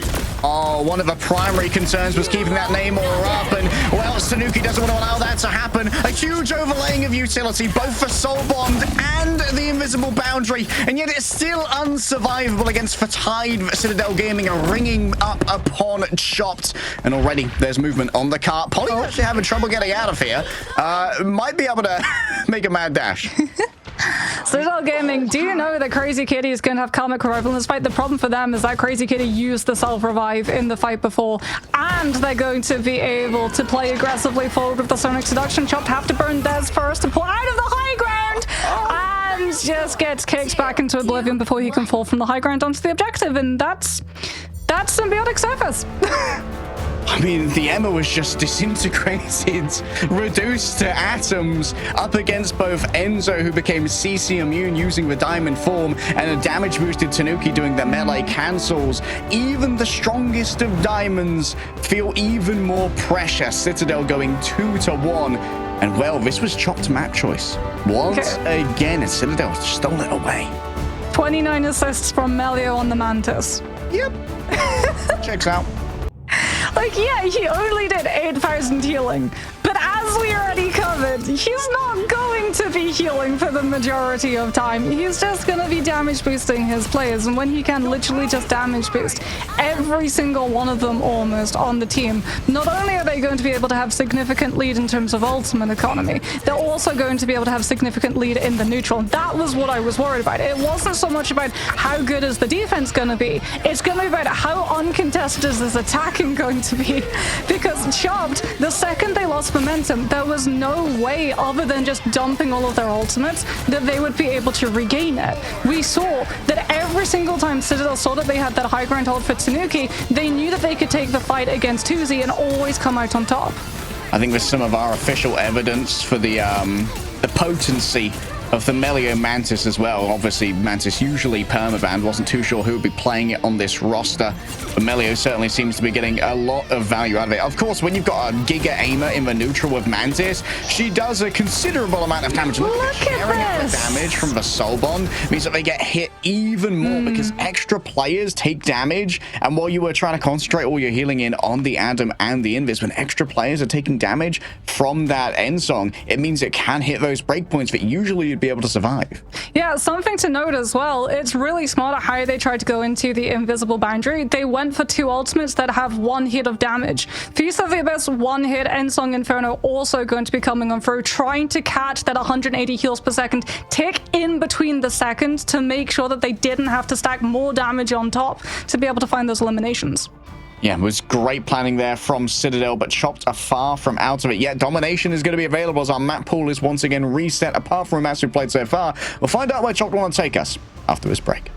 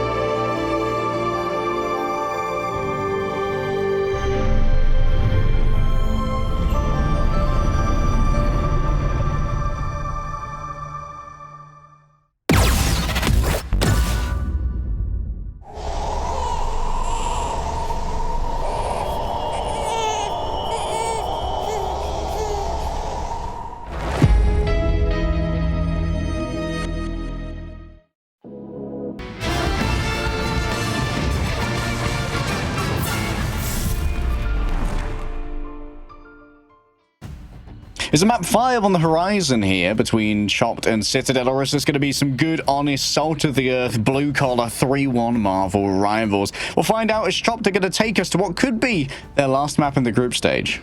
Yeah, we finally found the composition that has enough damage to be able to break through all of the sustainability that one-sided Adam brings, and surprise, surprise, it's damage-boosted Mantis with Loki damage boosting. But, you know, just an extra little bit of damage boost on top, plus the Luna damage boost too. Like, it's kind of crazy that Citadel through the ban draft were able to secure themselves not just 1 form of damage boost, but 3, which really did mean that that Phoenix was absolutely frying every single time we went to Tanuki's POV. Yeah, like, you just do so much damage. When you're building up those sparks, you get into melee as well, and you're doing even more because for some reason she's the best melee duelist in the game. It's just ludicrous, honestly. And like melee is pumping out the damage on the Mantis as well. You can really throw it out on the Mantis, and you get rewarded for how well your aim scales with each of the headshots refreshing a life spore, so yeah. You know that Melio is going to be getting more spores than your average Mantis. True, and Chopped kind of got punished as well. They tried to play this Hulk Namor to have just so much spam damage and try and pick apart Citadel when they were looking for rotations, plus Namor being able to control the off angles with things like the Invis Woman, the Guardian Shield, but that meant that they had a majority of their players stacked up so they could receive things like the AoE healing from the Guardian Shield and also the bubbles from the Hulk, so that Phoenix is not just hitting one person, she's hitting plural, which is incredibly quickly charging up all of that damage from that Endsong Inferno and the Spark application too. And it also meant as well that Citadel saw a huge chunk of space that was entirely free from them. They went for the contest on the high ground on the right side of the point itself, and when we're actually following their walk up, you get to see the silhouette of the Venom go all the way around the left side deep into where Chopped would try and disengage when they were pressured, falling from the high ground onto the point, trying to stabilize one of their vanguards to hold the point, and then pulling their strategists back into that box off of the side of it to be able to try and steer away from some of that spam pressure coming in through. But that just meant that the Venom was there to greet them. Yeah, like one of the things about the Loki damage boost as well is that when you've got these three strategists, you've got such a healing output and such a capacity for triage that you can be a little bit more laissez-faire with the usage of a long cooldown of regeneration domain, where when you have two strategists, you might want to use it a little bit more for something like an anti-dive, maybe saving your Luna, or even saving yourself when your Luna potentially falls elsewhere, because Loki doesn't have a huge amount of self-healing available, but with what can be given out by Melio, it changes the calculus. We'll go to Domination now. It's Chopped map choice, and they can go basically anywhere we haven't gone before. Oh, I hear Hell's Heaven. You do hear Hell's Heaven. Oh, you get the music this time. Clap, clap. I do get the music. I mean, Hell's Heaven Overtime, I think, might be my favorite. But I mean, Citadel Gaming, this might be one of their favorite maps. This is a very big risk take coming on through from Chopped, because not only is this one of the best dive maps, this is also one of the best Black Panther maps, and Tanuki is already teasing it. I mean, admittedly, Tanuki has been teasing it for the last two maps. I still believe that it could be a great play. And you know what? Chopped is like, you know what? That Mantis character, pretty good, actually. Pretty good. What are the chances? Go. What are the chances this is the first time we get to see the Black Panther Hulk team up in action? It could be real. It could actually be real. Because especially if you're going up against Mantis, like if your Black Panther does get slapped, that shield is going to automatically kick in when he goes low enough. That's true. That could be a great way to try and mess with that. Probably going to see Citadel. I mean, they might protect Emma, but surely they'll protect Mantis. It did so much for them. Yeah, I was going to say. They don't want to have a one-sided Mantis either. Likely both teams are either going to make a play for the Adam here in terms of bans, or maybe a little bit of a heist protect. Emma, like on Hell's Heaven, we also tend to see rushdown compositions, like full dive compositions, coming on through on this map type. Na'Vi have played it, FaZe have played it, Citadel have also shown shades of it in the past, so I wonder if we're actually going to be seeing just a full mobile composition, and Emma doesn't really fit into that. Emma is great at stopping rushdown with things like the Carbon Crush, but not so good at being able to play in as aggressive places with a higher mobility that is afforded to things like the Captain America or the Venom. Okay, the Loki ban. The Vibrant Vitality shenanigans shut down. I mean, can you imagine what that would do for a Black Panther as well? I mean, I know we're talking about the Black Panther a lot, but like projecting that into the enemy backline could be ruinous, NGL.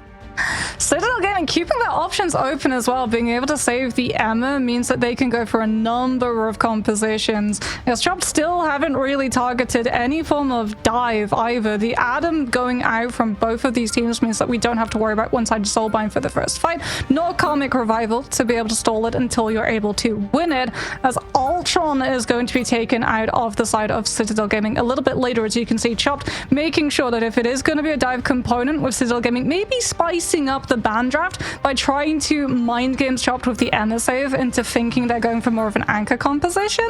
Instead, then immediately curveballing into a dive. They want to remove the Ultron just in case it's Chopped are going to be saving the Loki, so they get one-sided Vibrant Vitality and are going to be looking for the front-loaded damage composition the way that Citadel Gaming used it against them previously. Maybe one-sided Star-Lord or Phoenix here? Citadel trying to get a Premier Duelist gap?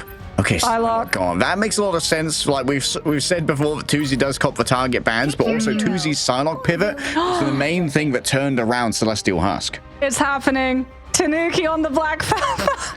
I mean, this is the thing as well. Remember, Mash going onto the Loki means that the spear throws into the spinning kicks are going to actually afford Tanuki even more armor health. Yeah, and we talked about how the priority of greens, like the regeneration domain for Loki, changes when you got that Vibrant Vitality. Admittedly, we aren't seeing as aggressive a composition here from Chopped, where they might use it to try and reinforce a Venom's dive, so maybe it will be held a bit more defensively for when Tanuki comes in.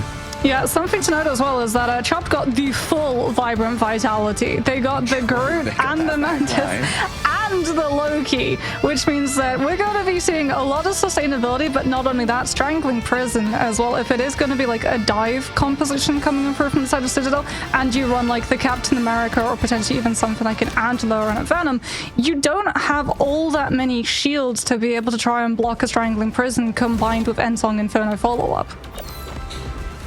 And yeah, you are going to be quite vulnerable to the Sonic Seduction as well.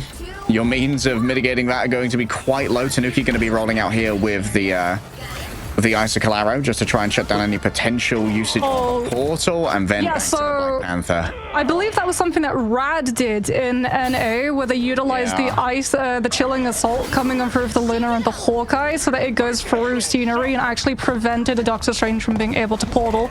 And now, as we said, it is going to be going on over to the Black Panther. Citadel are on full dive, Luna and Manta, so not a lot of sustainability in the long term, but it's not meant to be long term. They're just looking for an assassination whenever someone walks past, and those backline becomes a little bit more vulnerable. Green's used. Now it's time for Tanuki to potentially feast. Looking at this backline, remember, Vibranium marks onto these Lokis. Tanuki hits the wall, and so he's going to have to try and disengage here. The Black Panther once again sent to a slumber party elsewhere, just doing their best to carve through the Groot. Some primary fire, there's nothing wrong with that. Some good old salt of the earth panthing around, and that is the Tanuki we know and love. Just, yeah, bro's going for the Wakanda forever. You know what? I think we might be seeing Thing at some point come through from Chopped, just so that they can try and use the Yancey Street Charge. Tuzi's going to be swapping on over to the Winter Soldier. You do now, off of the Trooper's Fist connection, apply Earthbound. The problem is, can you manage to catch Tanuki? Because that cat is going to be incredibly slippery. He's already got his ultimate within the first fight off of those Loki clones, but Chopped immediately swapped off of. Ast ready to descend, but a spinning kick elsewhere. Heard Beetle sending out a Strangling Prison. Didn't want any of that smoke, but Melio's going to be the one creating smoke stacks here. Burns through Chopped. And each of these approaches, it seems like Citadel has their number.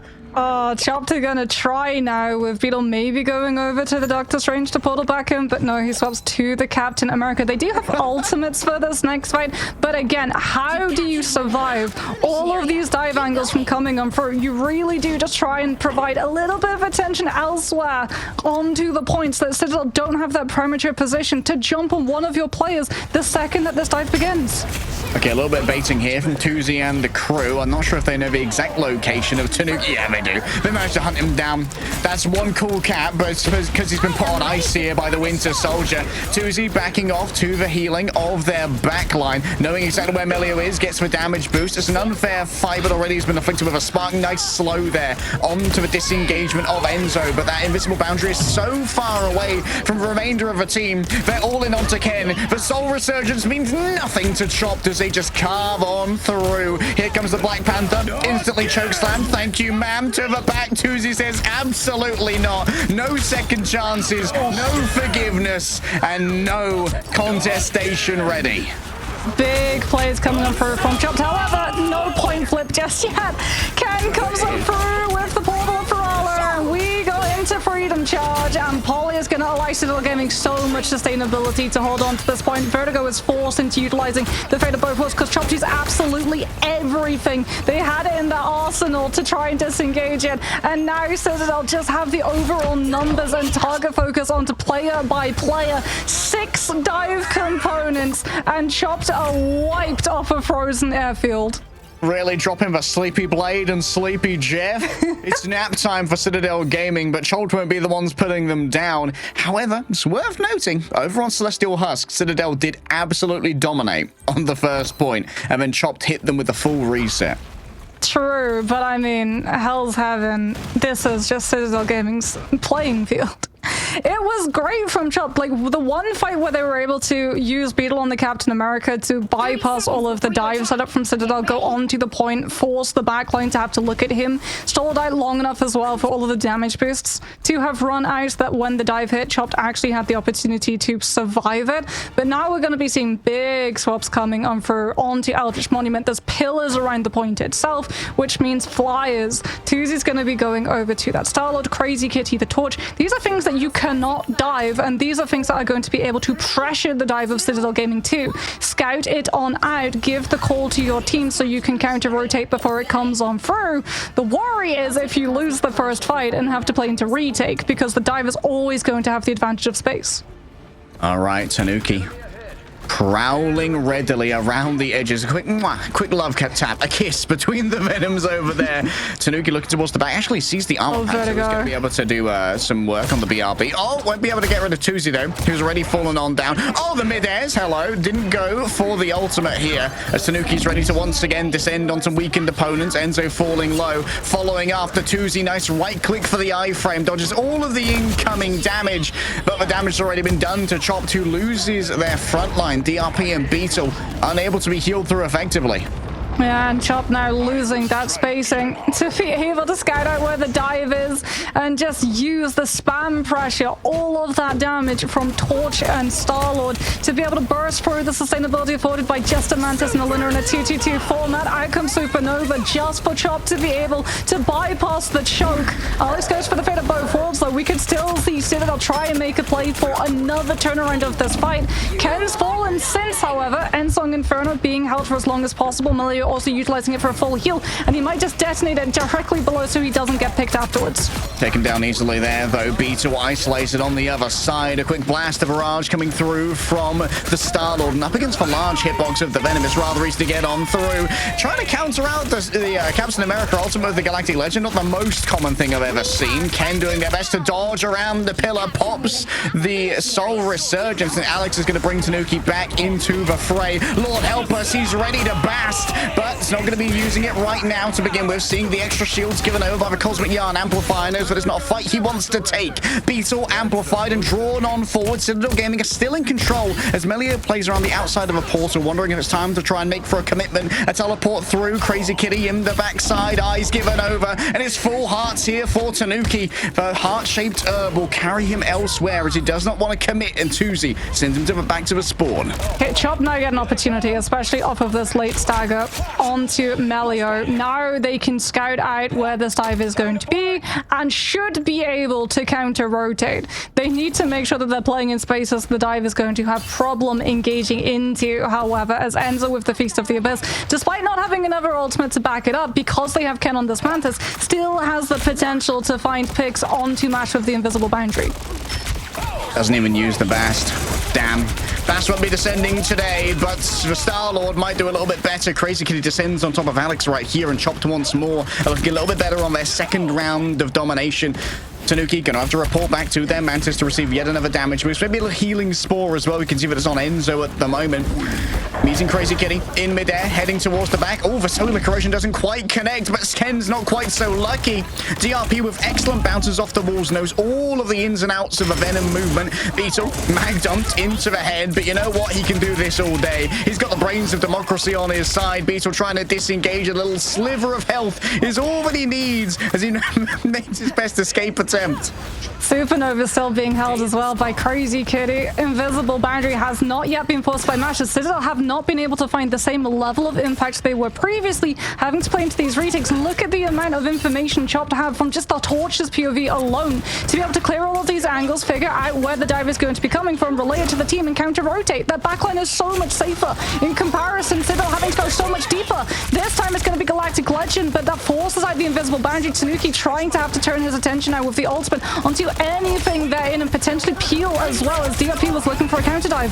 Tuzi's turn's going to be soon when it comes to that Galactic Legend, and there's no such countermeasures available for Citadel. Yeah, there was an impact coming through from the side of a Phoenix, but Melio hasn't got too much off the back of that one. In fact, Tanuki's already fallen on down. Alex dancing for their life, but Chop just surround. They wait. The Piranhas are circling, waiting for a moment to strike. The blood has hit the water, and Polly is declared that freedom reigns overall, but Beetle has similar ideas. The Cosmic Yarn Amplifier means extra damage from DRP. The Feast of the Abyss chomps through Chopped. At 99% here for Chopped, they are still able to try and hold on to this point. Ken taken down by Vibranium Energy Saw. That's animal abuse if ever I've seen it. DRP's Dark Predations are counted out by Enzo. The tracking isn't quite there. The evasiveness of the Rocket Raccoon, an attempt to try and move away from Vertigo, and even with the Feast of the Abyss, Enzo still has to stand alone against the Tide. Crazy Kitty returns on the Sorcerer Supreme. A pentagram of Ferralla. It's the shape of water. It's the shape of victory. It's a shape too far as Melio's taken on down. The invisible boundary holds safety for Chopped inside the catacombs, and Citadel Gaming aren't on the point to keep it contested. We go the distance. To Super Soldier Factory we go. Is there going to be a new composition coming through from Citadel Gaming? Do they make a return over to that Black Panther?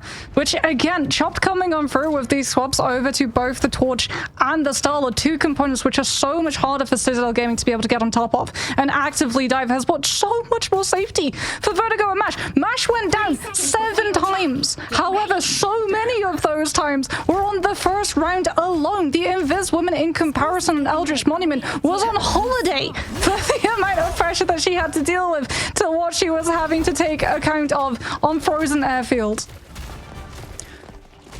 It all ends on the Super Soldier Factory. This has often been where the Jeffs reign supreme, but banned away from both sides, and I'm getting the awful sense of deja vu, Marks, as once again Chopped have come alive in the late game of domination. Citadel and Chopped all the way to the brink. Citadel going to be coming out with a triple strategist line, fully pocketing the sole duelist Tanuki, who is going to be getting absolutely everything. Idol Aura, Mantis Boost, and Invisible Woman, but he has to go toe-to-toe. 2 versus 1 against Mash, and Tuzi has already been able to find one, and Polly manages to find the backline when everyone's target focus has turned. Yeah, Vertigo was distracted elsewhere, trying to make sure that could be a slightly even fight against Tanuki. All in onto scaring Polly off the point and managing to convert on it too. Despite losing the first casualty here, Chopped managed to convert using the Cosmic Yarn. It did cost them an ultimate, but now, as we've seen, Chopped have so much information and advantage into this next fight. Tanuki trying to build up the end song Inferno so he can pair it up with Polly's Feast of the Abyss, but Crazy Kitty with that Supernova is going to be able to zone Citadel Gaming out of every single angle. A big carbon crush comes on through from Enzo, making Crazy Kitty vulnerable, but the Supernova was still down, and Chop still got to push ahead. Yeah, the Flame Cyclone still sucked up all of the Citadel, and they did not have their fire insurance. Tuzi's going to have Galactic Legend. Melio now moves over to the Psylocke to be able to put pressure onto DRP, but also put pressure onto both Crazy Kitty and Tuzi. They've got Fate of both worlds, but Citadel really don't want to have those ultimates forced when they try and drop to the point, because Chopped will just be able to come in with later sustainability. Big pick, though, from Tanuki onto Tuzi means that they don't have to worry about Galactic Legend and can push forward with the Venom aggressively into the backline. Backline once again endangered by the Venom. Vertigo noted up top. Tanuki's aim is just crispy clean. I've never seen nothing like it. Chopped still in control. They Mash them next to fall. Only the Vanguards really remain on the point. I think that Tanuki may have actually just thrown that one into the lava, which is not the ideal teleportation. An attempt here at a re-engage and a little bit of a a wild portal coming through as well, and the emergency usage of the regeneration domain keeps Chopped in this one for a while longer. Up comes the invisible boundary. It's countered out by Alex. Looking forth, it's Emma Frost who tries to claim their mines. TwoZ does their best to dodge away from incoming deliberations. The charisma saving throw doesn't work on out, but it might well be the Dex that works out instead. No, Melio has the hit markers to hit the AC indeed. Tanuki looking for all of these vulnerable players underneath. The shield of the Seraphim is nothing compared to the element guns being pumped forth from Tanuki, and it's finally going to be a flip in favor of Citadel. Oh my goodness, the patience of Melio to not pop that Dance of the Butterflies before Tanuki's in position to follow up and stack the damage with Galactic Legend after all of the strategist ultimates from Chopped has ended. However, Chopped 95% on the point, just need one singular fight. Citadel going to have to play this absolutely perfectly. DRP on that Venom going to be pulling over to the point and pulling a lot of that attention, allowing him to meet up with TwoZ and pick Alex, but at the same time there's been a trade of the backlines and only one has the Rocket Raccoon to be able to bring them back. Yeah, the BRB brings Alex back into the fray. DRP looking elsewhere. Once that backline, a frenzied arrival could be everything, but with the Cosmic Yarn Amplifier, it's too dangerous to try and touch the point. Tanuki has to try and make it work, but the Blaster Barrage is easily gunned down by Chop to have all of their arrayed members looking for the stragglers, the refugees of Citadel Gaming, and they're not allowing entry here despite Polly's proximity to the point. The deja vu rings real in my mind as Chop bring us to a climactic map 5. Dive versus Dive is just an absolute joy to be able to watch. DRP's Venom as well, the last time these two teams matched, we saw from the replay that we highlighted when we showed the rosters, was an absolute standout of that match. Being able to come on through this time around on that Venom, pulling all of the focus and then meeting up as well. So it isn't just Citadel Gaming having to contest the point flip and dropping off of the high ground, not being able to find any opening, having to as well respect the fact that Chopped had better ultimate economy when the fight turns into that brawl situation and moves away from a dive window. Still losing out on the Luna because he was able to perform the point to join his Starlord on the high ground catwalk and find the pick necessary to give Chopped the confidence to start utilizing those ultimates before Citadel had anything to match. Yeah, Dive is beautiful to watch, but it's also hard to watch. Big shout outs to our observers here at Ignite, managing to catch that map so perfectly that we really understood what was going on at all times. And you know what? Sometimes you rage bait with emotes and you do actually get them angry. Sometimes you don't want them angry though, Mox. Sometimes that's a dangerous proposition. Well, the torch as well. Crazy Kitty and TwoZ. So many times we see just teams go for something that is entirely undiveable. Ultron is one. However, Citadel removed Ultron from the pool, understanding that he would be making that dive's life an absolute misery, as well as the Black Panther too. If they want to run Black Panther at any point in that map, Ultron had to be given the boot almost immediately. And huge props as well to Chop for being able to survive the Black Panther. They gave up the Loki, something that they actually protected. They went for the Mantis, they went for the Loki, they saw how much value it was getting from Citadel before, essentially tried to go for front-loaded damage composition, saw it wasn't working, and actually had the game knowledge and humility to say, okay, this was a mistake, let's swap, and they won the map off of that swap. The pinnacle of EMEA is delivering as promised. In our top 4 teams, Chopped certainly has earned their space despite being a newer team. Map 5 awaits. It's Citadel's choice, and it's coming after this break.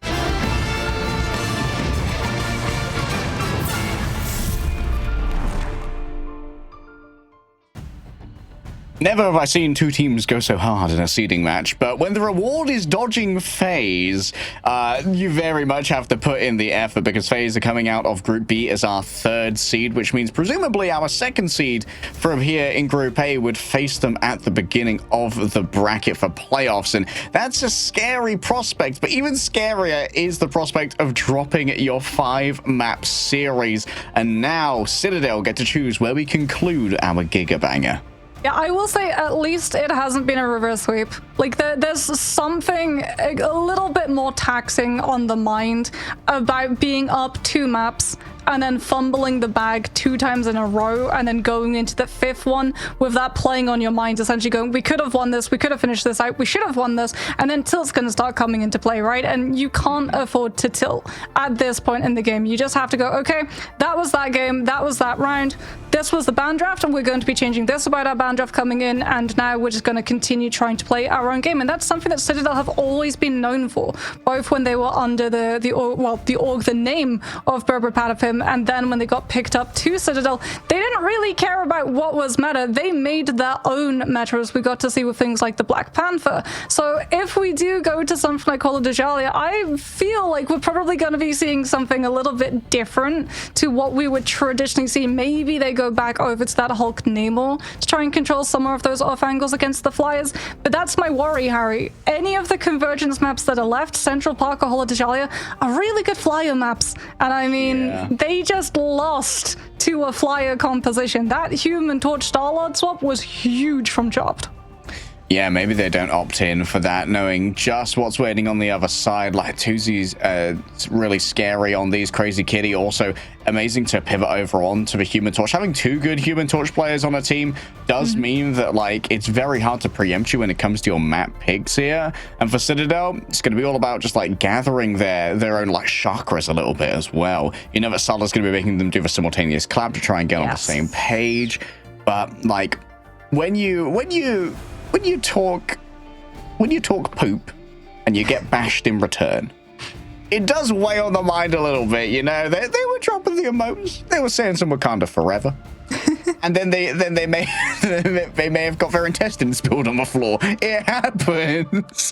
Sometimes you just motivate the enemy to come back at you all the more difficult. And that could also mean that the karmic bounce back of mental attacks can really start to afflict you. Araka? Yes. The banger is playing. Okay, so it is a dodge of convergence. And yeah, we talked about it. We were worried, like, Holo Jalia too, the last time these two teams met up, like, yes, Citadel Gaming walked their attack around the first time around, and then failed to pick up the point percentage necessary the second time around. So I feel like that's another reason why you would try and dodge that one, because you don't want to repeat the same mistake twice. As we're going to be seeing, yeah, Mantis getting into the band out as both of these teams not repeating the same mistake of letting that one through the draft. All right, might see Jeff ban here, potentially Adam. Maybe we look towards a Vanguard ban.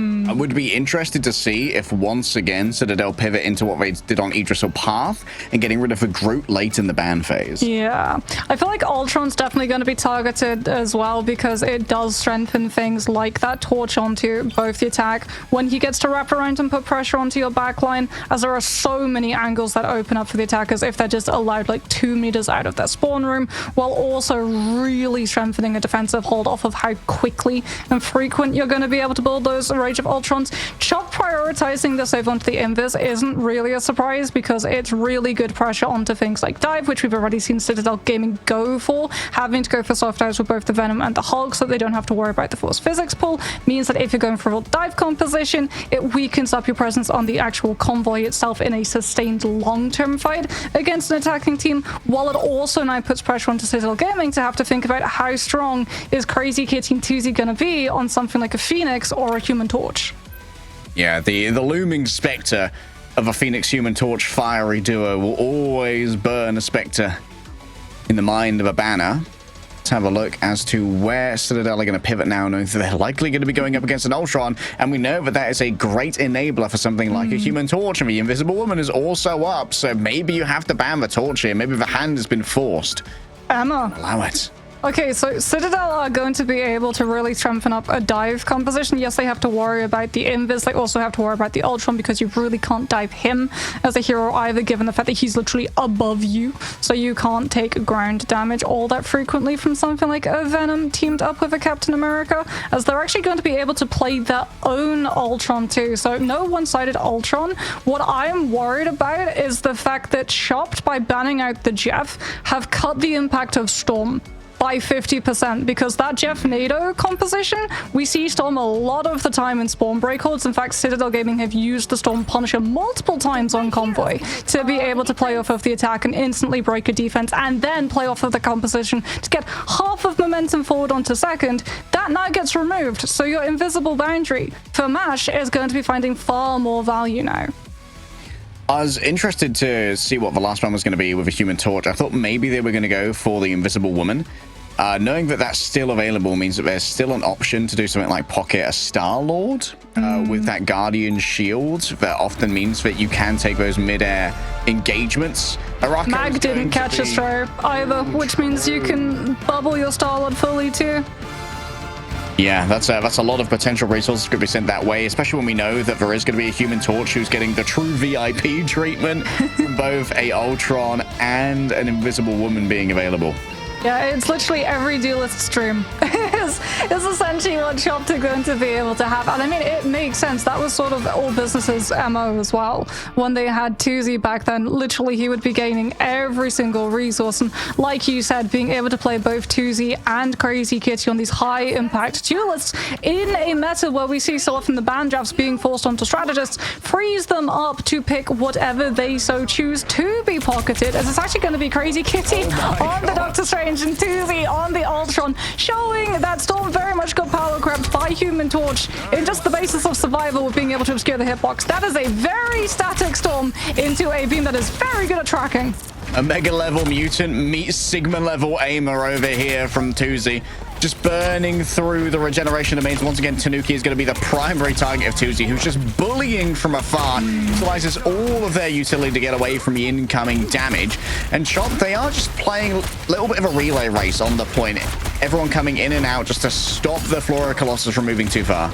Great Groot Walls as well coming through from Polly to really limit what March is able to do on this Invis woman. DRP though is going to be able to find the first pick onto Enzo, and Chop going to be getting to move on forward off of the back of that one, forcing out the regen domain. Melio going to be trying to find a pick onto Beetle. They will be able to get it, however Vertigo on the rocket has not yet been targeted, which means the Captain America is right back into the mix. The DRP is an absolute monster right now. A felon on the sticks if ever I've seen one, being and instantly misses 5 shots per second. I say so. Thanks. W. Tuzi and actually all of the strategists from Chop's side, because they've been able to heal and sustain 3 Vanguards, are going to have their ultimates ready and available before Citadel Gaming get theirs online. Out comes the Strangling Prison from Polly into the damage boost from Tanuki, and it's going to be an Agamotto attempted from Crazy Kitty to even up the playing field. However, CC immunity from Final Judgment of Melio means that Chop are going to start losing this fight now. Aggressive play from downtown. DRP was just a few points short of having the Meteor M ready, and so when it comes up, decides, you know what, I won't invest it here. Maybe use it to try and shut down the Storm instead. You can definitely use it to try and take Tanuki down. As we talked about, you don't have to worry about the jab, so it's not going to be Sharknado off of that map, as DRP is catching so much damage, forced into having to burn out that Meteor M just for survival. Tries to find a pick onto Melee with the AoE damage potentially splashing the Punisher from behind his turret. Doesn't manage to find it as the Hurricane comes on through in this boundary, forcing Chop's hand in terms of where they can position. It's either into the slow or into all of the damage from the Storm. Sophie's choice potentially, but Ken back to the low-key form. Enzo doesn't seem to have grabbed too many mines here, as everyone's able to dodge away from the Psionic Seduction, the Vortex that would have dragged them in. Polly backs away for a moment, utilizing this. Was that a missed Carbon Crush? Just across my screen, an Emma flashes, not quite able to connect, and Citadel Gaming, they've kind of run out of steam on this push. They are going to have Strangling Prison. Potentially they use it at the same time as Invisible Boundary against Tuzi's Rage of Ultron, but the CC immunity from that Ultron is actually going to mean that Chop gets to go first. There's the Invisible Boundary Force, but they overlapped the damage boost of the Regen regeneration domain coming on through at the same time. Tanuki with the boost will be able to take Mash down, so no uneven sustainability for Chop to be able to access. However, look at the stall. Beetle is just an absolute menace. He's just a cockroach currently on the convoy, not allowing Citadel Gaming push and forcing them to have to take another fight after they burned so many ultimates before. And Beetle's still up in the back as well. Thornlash Walls dragged on up here, trying to isolate Crazy Kitty. The Ironwood is good to go as well, as DRP takes to the skies, taking down Tanuki, and an air-to-air interception technology reigning over them. As Melio now knows there's no Meteor M, this could be time to go with their final judgment. Pure damage ready to be laying on down. Beetle's got to flee away. Crazy Kitty, the Shield of a Seraphim can't stand up to this. The Cloak of Levitation, equally poorly suited to such audacious maneuvers. Beetle stands up to dual chain guns, but Democracy simply ain't that strong, and that's going to be a full completion here of first, with Ken investing the invisible boundary. Big final judgment from Malio, putting all of the pressure as well onto the Doctor Strange, going first too, so that it's not even utilizing the final judgment for the CC immunity to Doctor Strange ultimate. You just have the pressure to force the Strange not to ult, which means the entire rest of Citadel can support the Punisher and move on forward, finding the eliminations when Chopper pushed off of the objective itself. Now we're going to be seeing the swaps come through. I believe Citadel are likely going to be holding on to the Storm though, so that they can use the Strangling Prison and the Hurricane combo and find even more momentum. Psionic Seduction is going to be starting things off. The Groot Will's trying to catch the disengage, and it does lead to the isolation of Mash, which means more stagger picks and more distance to make up for the amount of time they lost him first. Yeah, cooking some smash burgers over here. Polly looking for yet another cheeky Strangling Prison. You know he loves to do these ones at long range. Catching those strategists unaware, and Vertigo and Mash are not going to be able to try and deal with this one if the Guardian Shield is already broken on down. Still, there's so much free pacing given over to the Flora Colossus. DRP ready to try and move on through. Reinforced by the Rage of Ultron. Mid-air strikes here onto Tanuki, who's emboldened by the mid-air attempt there from DRP. Not quite what LeBron was looking for. Big slashes from the Thornlash Walls. Tuzi's taking out one in their own right. Has the evasion to try and turn this one around as the Omega Hurricane makes landfall and carves through the vanguards. But we're brought up here by Chopped. Yeah, there's still an ultimate here from Tuzi, but are you really keen to try and invest it? No hot drop even. A full completion of B. Malio's going to have final judgment too, to melt Tuzi in the supernova state, potentially even melt through the invisible boundary if Mash tries to fully pocket him in it as well. Chopped are losing so much time. They held so well on first, but they got blisted through on second. Citadel still have control right now of this high ground angle too, with that Punisher already in the space. Tuzi doesn't get any opportunity to push himself up onto that ledge and pressure Citadel's walk up. They're going to be starting the fight with all of their resources. Beetle, once again, doesn't have something to try and deal with the Punisher ultimate. The Meteor M has already been used. It was a quick swap around as well as DRP moved over onto the Venom. DRP's really taken him down as well. The Assault Rifle proving too much for all the powers of Clintar combined. Flames, Cyclones litter the ground. Yes, but Citadel Gaming are ready to just roll back in thereafter. An isolation onto a Vanguard. Disengagement not really on the cards. One player dragged on in, and this is forced out with defensive ultimate. It's and now that's fate for Melio. Yeah, fate of both worlds was the one thing that could have kept Chopped alive through the final judgment. Now, because of Invisible Boundary not being enough, they've got to lay a Rage of Ultron over the back of it. With one ultimate, Citadel Gaming have forced two and can go back in with significant ultimate advantage without disengaging. Strangling Prison catches the flyer on the torch, and that's going to have to force the Meteor M to peel for him. Okay, up close and personal, unable to try and convert here onto Tanuki. Beetle taken down for the audacity of having to make that maneuver. A shotgun onto Tuzi, not the ideal to try and take out a flyer, but when you're looking to get as mobile and have as much motion as Melio does, it's always an option. DRP has to go into the Venom just to try and find a slam down and be able to hold on to this point, but he goes so incredibly low. The Captain America's already been removed. Hurricane just guards the convoy. DRP gets carbon crushed out of his own Feast of the Abyss. And Citadel Gaming went from what looked like being full held to walking 2 and 3 like an afternoon stroll by the river. Oh man, the carbon crush on the Venom there. Holding aloft for Symbiote. Zeus, an offering to your grace. Take him in your storm. You're just trying to summon 4. I'd say that's closer to the circle of life. You know, it seemed like a circle of anti-life to me, if ever there was one. Oh, Citadel Gaming though, that play where they used Psionic Seduction, it's so smart. Psionic Seduction is going to seduce the Invis woman, right? If she tries to go for Invisible Boundary, she would walk either directly out of it or potentially somewhat further where Citadel Gaming would be able to find an isolated target. The only option that Chopped had to be able to deal with that Emma ultimate was the Luna.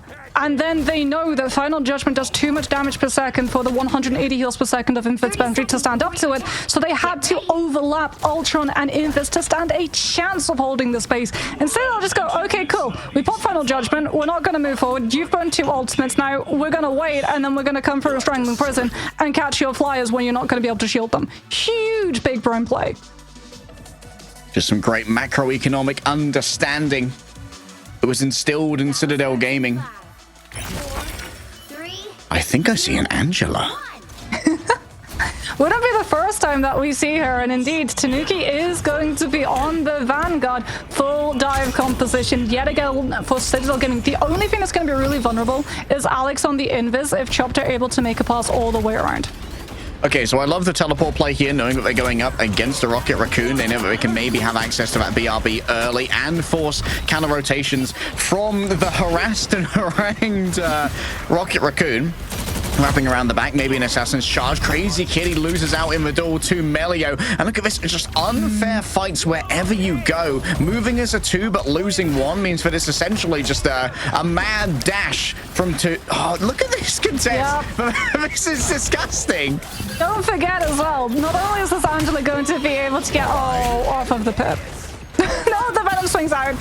Okay, DFP survives another day. But as I was saying, Tanuki's going to have so much to say because he's got the Ultron drone, but he's also going to be able to get the overhealth when he drops down with the Axis. As the Wolverine from Beetle is spoiled for choice in terms of targeting, Tuzi has at least been able to target down Ken, and I believe it was in time before the BRB could bring Polly back on the cap too, which is absolutely massive for Chop's momentum. The Tuzi's flicks are nasty. This guy's a mechanical demon no matter what he's playing. He's got the Ultron and Invis pocket as well. This is going to be an absolute test of how much Tuzi on this torch can do and how much resources his team is going to be able to give him. Crazy Kitty takes Enzo down. Citadel Gaming not actually going for the portal recontest, trying to open up the fight instead. Moving for a choke with the Rage of Ultron, but the backline's been left behind. He can't quite choose what to eat at the buffet and walks away with an empty plate. Going to be a disengagement coming through from the Venom. Remember, extra damage to over health from the Rage of Ultron now means the Venom can't stand up to the Rage for long. Crazy Kitty coming in close and personal, but somehow gets taken down by Polly. A Sentinel strike to carve through metal. The power of democracy doesn't matter what element you are. It'll win nevertheless. Rolling forth straight away. Heaven ready to fall as Tanuki has the ultimate available, but I'm not sure if it's going to be necessary. I think they're gonna probably save it for when Mash uses Invisible Boundary and try and pull him out of it like a Strangling Prison. Oh, Wolverine Beetle almost finds the drop-off from Enzo. There goes the Heaven's Retribution, but there goes the last stand at the same time. Beetle and Tuzi combining their ultimates and immediately Citadel Gaming fall. Great combination there. Beetle now playing the Dorman. Isolation onto Mel. Oh, Polly barely stood a chance. Opened up with the assemble. Beetle's more about disassembly right now with the adamantium claws. Tanuki coming in close and personal. It's going to be all over Vertigo, trying to get rid of that Lunar Snow. Chasing it down would be fantastic as Melio doing their best with the Rage of Ultron to just heal through everything. Can't see what he's shooting at, but he's sure that it's effective somehow. I think there's some manner of body blocking going on the other side, potentially from a Flora Colossus itself, but the cart's going to move on forward. The mission area continues rolling. Citadel back in control temporarily as Wolverine is distracted on the backhand side. Vertigo getting the work done. However, Alex and Ken have fallen. Over health given over to Enzo off the back of a big chop, but I think the damage has already been done here. The Rage of Ultron carves through the over health in little time that is needed, and Tuzi's just freely running down with these fire clusters. True, but Citadel are stalling up for a very long time. Tanuki even off of the Strange came back on the Angela so he could fly back from spawn to the convoy faster. Oh, this is a brutal stagger though. Alex going down late. Now swaps over to that Luna as Tanuki is over to the Starlord. We've talked about it. Starlord has been one of the most impactful duelists at being able to put pressure onto these Human Torches. But Mash with that Invis woman and the shield is going to be able to protect Tuzi a little bit better. Beetle Wrapping around the outside, last stand ready to go. Big pull coming through from the Invisible Woman. And now Beetle still has their passive, so they're emboldened to move on forward. Tuzi starting to lay down the damage. Another big pull. The Invisible Women are absolutely on it in this blast off. And Tanuki taken down now. It's still extra space for the payload. It was temporarily stalled out by the Venom. Ken's gonna have invis boundary, but you can't use it until Beetle's expended. That last stand, wait a minute, is Beetle spawn camping? That Wolverine looks incredibly deep. Tanuki's actually gonna be going over to Wolverine himself, looking to try and counter grab DRP. There's the last stand, but Alex will be able to come in for a fate of both worlds. It's not enough though to be able to heal his team through all of that focus fire, and Chopped again managed to find the eliminations to win the fight and keep the convoy moving. And going into this next fight, they've got 3 strategist ultimates to be able to out-sustain the Ensong Inferno. Melio's going to be taken to the skies. Question is, will they find the value that they're looking for? Beetle isolated here, frozen up as well, but Crazy Kitty still emboldened, flies above it all, laying down the Rage of Ultron. Won't be converting it into casualties due to the amount of healing, but was caught out by the Invisible Boundary. But Polly is chasing after this. A great dodge onto both the Thief of the Abyss and the Ensong Inferno. What survivability shown here by Vertigo. And this will surely be a completion in favor of Chop, with Tanuki being taken down. Yeah, there are plenty of tendrils being extended from Polly, but I don't think they've got the healing or the sustainability to try and make it through this one. DRP blocking out whatever they can as Polly stands alone. Everyone else just forced to feed on in, as a completion of second is going to bring this down to one final push. Last stand available for Tanuki, potentially paired up with Enzo Psionic Seduction, so you can put more pressure onto this Torch, who has just been on absolute fire. DRP too going to have that Feast of the Abyss potentially to pair with Beetle's last stand that we've seen so many times, dropping on point with being able to track down where the Wolverine will be depositing Citadel Gaming's players. Already the Pyro Prison invested, stopping Citadel Gaming from taking a position on the high ground and pressuring that Torch, and Supernova is going to split the entirety of the team. The backline on the Vanguards carved apart entirely. DRP flattened against the wall. The Polly just cut down instead. Pyro Prism drawn on up here by Tuzi. Enzo unable to really convert into any mind control off the back of the Sonic Seduction. Tanuki looking for something grabbing, and that's going to be Beetle taken within his claws, but he's still got to worry about the Flora Colossus moving this entire time, which is why Tanuki's making an effort to try and roll onto that instead and stop it in its tracks in the underpass. Ken has Invisible Boundary. Melio and Polly trying desperately to build up their ultimates to be able to combine them against Mashes, but it is a matter of moments before Chopped will be able to hit that finishing line, because like you said, the objective's still firmly under their control, but Citadel Gaming abandoning the point fight over the top of it, going to the underpass means that Tuzi's movement has been limited, but it sets up Beetle perfectly to catch on to both Ken and Enzo. No empowering opportunity to use the Invisible Boundary because the Invis was stuck, clutched between the Wolverine's paws. Does at least mean the Invisible Boundary is going to be ready for the last fight here. Yeah, and to mirror Mashes, but Chopped, they have to use this Lunar Ultimate and Rage of Ultron potentially to try and survive, because Citadel Gaming, they've got the Wombo combo. They're going to have their Feast of the Abyss. They're going to have the last stand to try and pull everyone from Chopped out of it. The question is, can they manage to get anybody onto the convoy past the Wolverine? Oh, Wolverine grabbed out here, isolated, forces out the passive already, but the sustainability is still going to be there. A prison has been erected here by Tuzi to try and trap in that back line, and Polly's still got some space to work with on the cart and the Feast of the Abyss on the backhand side. Mash brings up the Invisible Boundary. The healing's good for Chopped. They've got their numbers on the point, and Enzo's been brought back by the Battle Recall Beacon. Beetle getting up close and personal already, 69% of the way towards another nice ultimate. As they're dragged on forward once again by the auspices of a Lunar Snow. Plenty of healing given over by Alex, but thus far we are without casualty in this fight. Sonic Seduction, I think it was stunned on out there by Enzo. Oh, the last stand towards the back. Oh, it's a meteor strike onto Alex. From the stars above comes a very angry Canadian, and his rage sustains him. It drags him forwards, and it drags us to extra rounds, surely. As Citadel are thin on the floor. They don't have the numbers, they don't have the sustainability, and they don't have the wherewithal to defend as we go to extra rounds. There was no other way that this series could have gone. Was that Beetle the only way? I'm scratching my head trying to figure this out because we didn't get the Emma's POV. It must have been a Wolverine Feral Leap. Could have been a freeze. Maybe a freeze from Vertigo as well. It was either a grab from the Wolf or a freeze from the Luna coming on through, because if that Sonic Seduction had come on out, Citadel Gaming win that. No other way to put it. Would have suppressed all the ultimates as well. Meant that Beetle wouldn't have had options to try and cover that distance towards Alex. Would have put so much pressure onto Tuzi as well on that torch, because there would be no way for the torch to be able to avoid all of that incoming damage. Man, I gotta shout out Vertigo once again. Being able to survive the damage boosted Feast of the Abyss and Ensong Inferno at once by just do-si-doing around that pole on second. Unreal value from Valuna. He went to dance class, you know, and absolutely aced it with those shoes.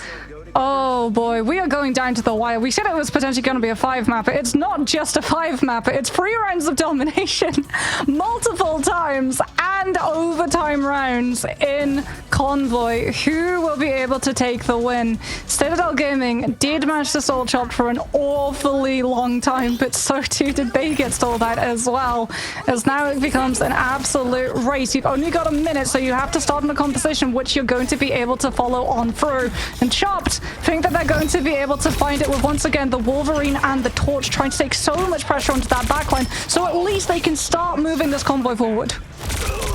Never let your ranked teammates tell you that Ultron Invis isn't enough healing. Tanuki spreads out the damage with the Blaster Barrage, but up here in the sky, it's just a raw damage duel between the Flyers. Eventually, Tanuki runs out of fuel, and so too will run out of HP. Tuzi up close and personal. I think that Tanuki might have had some momentum carried through there. Does Polly now go for the teleport onto the high ground or onto the actual point? You can see Tuzi trying to figure out where this portal is going to be so he can set up a Pyro Prison and immediately activate it so that everyone comes out into that tick down. But no, it will be the high ground rather than the objective, so it's still going to be picking up distance as the fight continues. Tanuki with a double pivot first to the Phoenix and now over to the Wolverine instead. Looking for one of these more vulnerable Vanguards, knowing that the raw healing for Triage is not really going to be there. Chopped still rolling forward though. There isn't really that much contestation happening when it comes to this point. In overtime though, they always need someone. Tanuki falls down limply to the floor. Beetle grabs out Enzo, gets kicked away in a spin, but still undeterred. Has the passive, has the audacity to move on forward. And yes, Tanuki has been resurrected. Might have been able to grab themselves a jump pack on the way out as well. Tuzi flying through with the flame clusters up close and personal to Melio, an attempt to try and shut down the rage of Ultron, but the invisible boundary is going to be doing just that instead as Melio is forced elsewhere, taken to the skies. Tuzi rains down the fire. Oh, grab from the sky by Tanuki, but the healing's going to be there. The pocket's always there for Tuzi, the star of the show for Chopped. They're always ready to invest. Beetle can't quite connect onto this one. Never mind, turns around, grabs Tanuki out of midair. Aya Vagamoto stuns 3. Mash, Beetle, DRP all have souls separated from their corporeal forms as Polly comes in as the hero that's needed. There's still an invisible boundary on the backhand side if Alex decides to use it. Slowed down now is Beetle as Tuzi tries to race back towards the point. Triage is required. Moving forth into the battle space, and the damage is there, but the contestation is not. Chopped are pulled from the point, and Citadel have their win condition. Chopped got so close to getting that first point off of how one-sided the first couple of brawls were. Citadel Gaming, they couldn't really afford to go for the convoy stall either if it was just one of their players trying to hold that ground, because Chopped just had so much angle control up in the sky on the aerial with things like the Ultron and the Torch. When we got to see ultimates come into play, though, the Eye of Agamotto being able to stun up enough players for them to build into the invisible boundary, one-sided too, since Chopped used theirs before, to be able to try and heal through that rage of Ultron coming on out. That was the turning factor. And now, Citadel Gaming, they have a task ahead of them. That convoy got incredibly far forward for the little time bank Chopped had active, and we can see that Chopped, they're going to make this incredibly painful. Getting any form of distance is going to be like pulling teeth. Captain America, Magneto, Rocket Raccoon, so if one person falls prematurely, they get brought back. Invis and Ultron to be able to pocket each other if Citadel try and go for the wraparound rotation and pressure the rocket and burn the BRB early. Well, when it comes to pulling teeth, you look for the tough. And Citadel Gaming certainly are a tough squad if ever I've seen one. Can't afford to get Tanuki insta-picked once again, though. And that's why they might be rolling out of a different door to avoid the incoming assault of the Ultron. What I worry, though, is that Chopped have already fielded a Doctor Strange. If Citadel Gaming target focus the Doctor Strange late so that he can't actually portal back, they're going to get a lot of distance off of this convoy for free. Well, Beetle's going to be trying to stop that one. Instantly grabbed out here by the Emma Frost. The Carbon Crush starts off the cart rolling here, and Beetle once again returns to the fray. Remember, going close to those Thornlash walls make things a little bit more complicated. DRP going up against the shotgun of the Punisher. This really is a lot of damage to try and deal with. Crazy Kid has already fallen on down. He's surely going to be coming back with a portal, but the cart's... No, BOB. He gets BOB brought back instead, which means he's just going to get picked again. He gets stunned out by the ammo with the Carbon Crush, and Citadel Gaming will be able to continue pushing on forward for Chopped. It just becomes a matter of trying to stall this objective long enough for them to come and prove a Rage of Ultron and potentially pull the fight back. Lucy popping the Rage of Ultron. Polly's up top. This could be a big strangling prison coming through from the top rope, but I don't know if the remainder of the team are really in a position to try and capitalize on it, so it's held in reserve for now. Beetle taken down. The BRB is gone again. This is going to force maybe a movement through the teleporter, but no, given a quick stun, Tuzi has to be reset. Crazy Kid again to have to do the same to teleport back the remainder of the team. Look at the distance in comparison to what Chopped, because the fights went on the objective itself. We're about to head into overtime, and Citadel Gaming, yes, they're coming in with 6 ultimates. This has to be a team wipe, though. Otherwise, the distance is going to be into 2 stagger fights. Oh, they could be trying to get Crazy Kid in. Nice shielding given over. That was so aggressive from Enzo, who's now going to be able to move through. Oh, the mid-air grab here onto Tuzi. Surely that can get something done. In towards the back, you saw the Meteor, but here comes the critical mass of ultimates. Melio's feeling invincible. He's feeling powerful, and he's feeling loaded for bear, but he needs more behind him. The damage not quite there. The Omega Hurricane, yet another added to the crescendo. And the song gets louder. As Citadel Gaming, they cling to victory.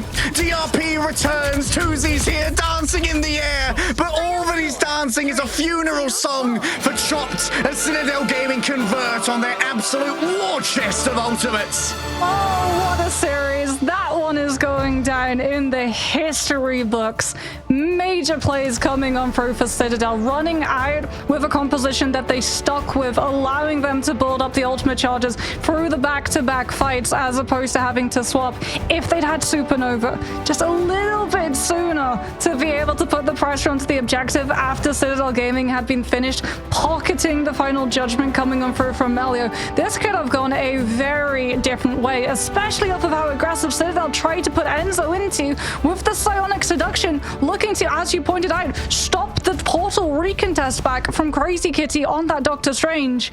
But no, Citadel Gaming come through with 6 ultimates and don't have to take a fight against Chopped until the objective gets right outside the finish line, and therefore can afford to dump every single one of them in such a succinct fashion that Chopped just had absolutely no way of standing up to the output of damage and raw hits that Citadel could put in that way.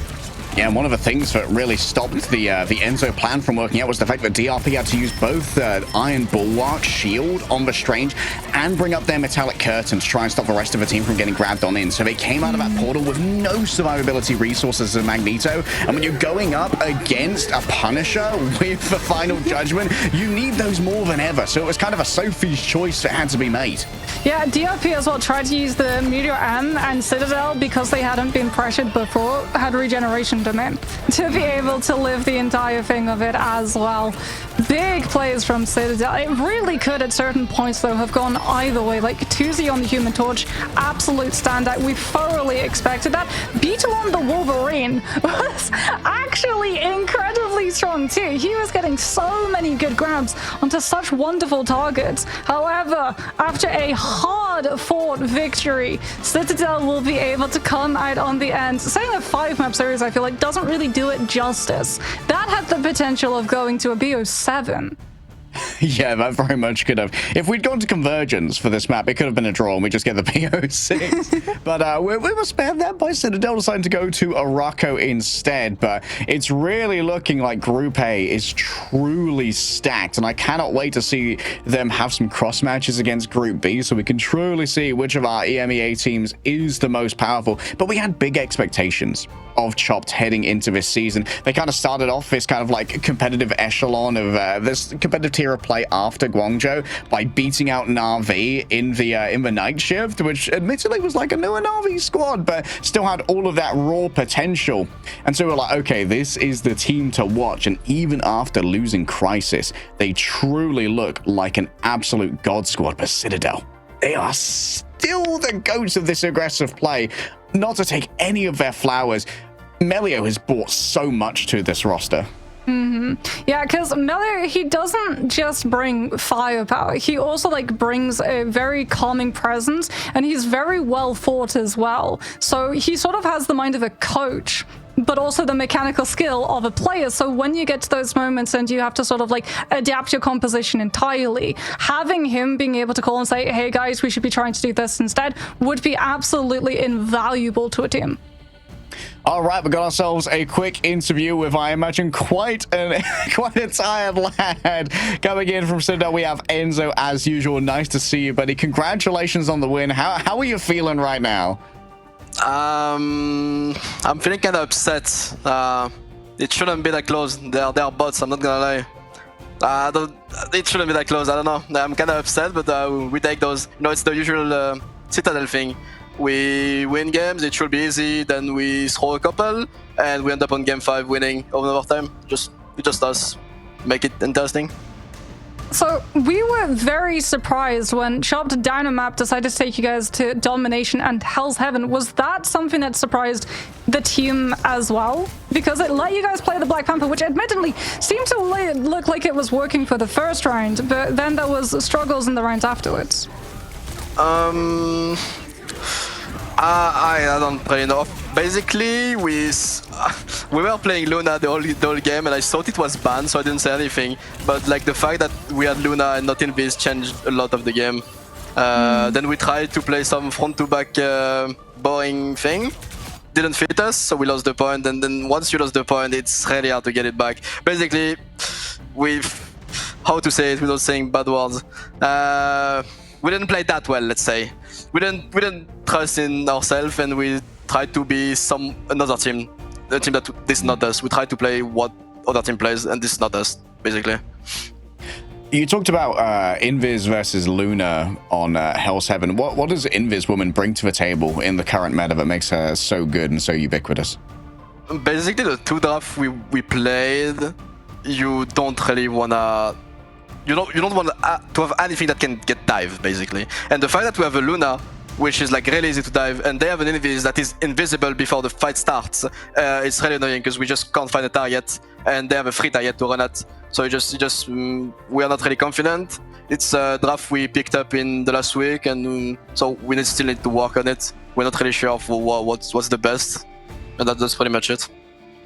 So moving now into playoff stages, we know that you guys are going to be seated at the top of your bracket. Looking at some of the teams, since we're going to be seeing those groups now merge, is there a team in specific that you didn't get to match up in the group stages that you want to go head-to-head in playoffs against? I would say Navi, but I think this has to stay for the finals. This has to be the best match of this tourney. VP, I'm not gonna mention them. They are not a thing anymore after what happened yesterday. Yeah.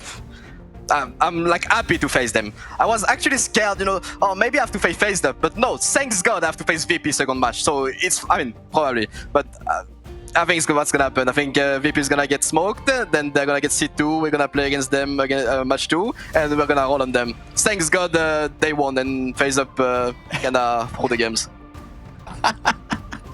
Oh, Enzo, it's always so fun to talk to you. Congratulations on the win, buddy, and thanks for coming to have a chat to us. Thank you, guys. All right, that was Enzo Demon on the sticks for Citadel. We had the battle for control of Vanguards here between DRP and Enzo, which is always fun to see, but even funner to see is some honest-to-goodness cinema 3-2 scorelines. Go in and watch the replays of this one. It was an absolute giga banger, and that does conclude our Group A, Mox.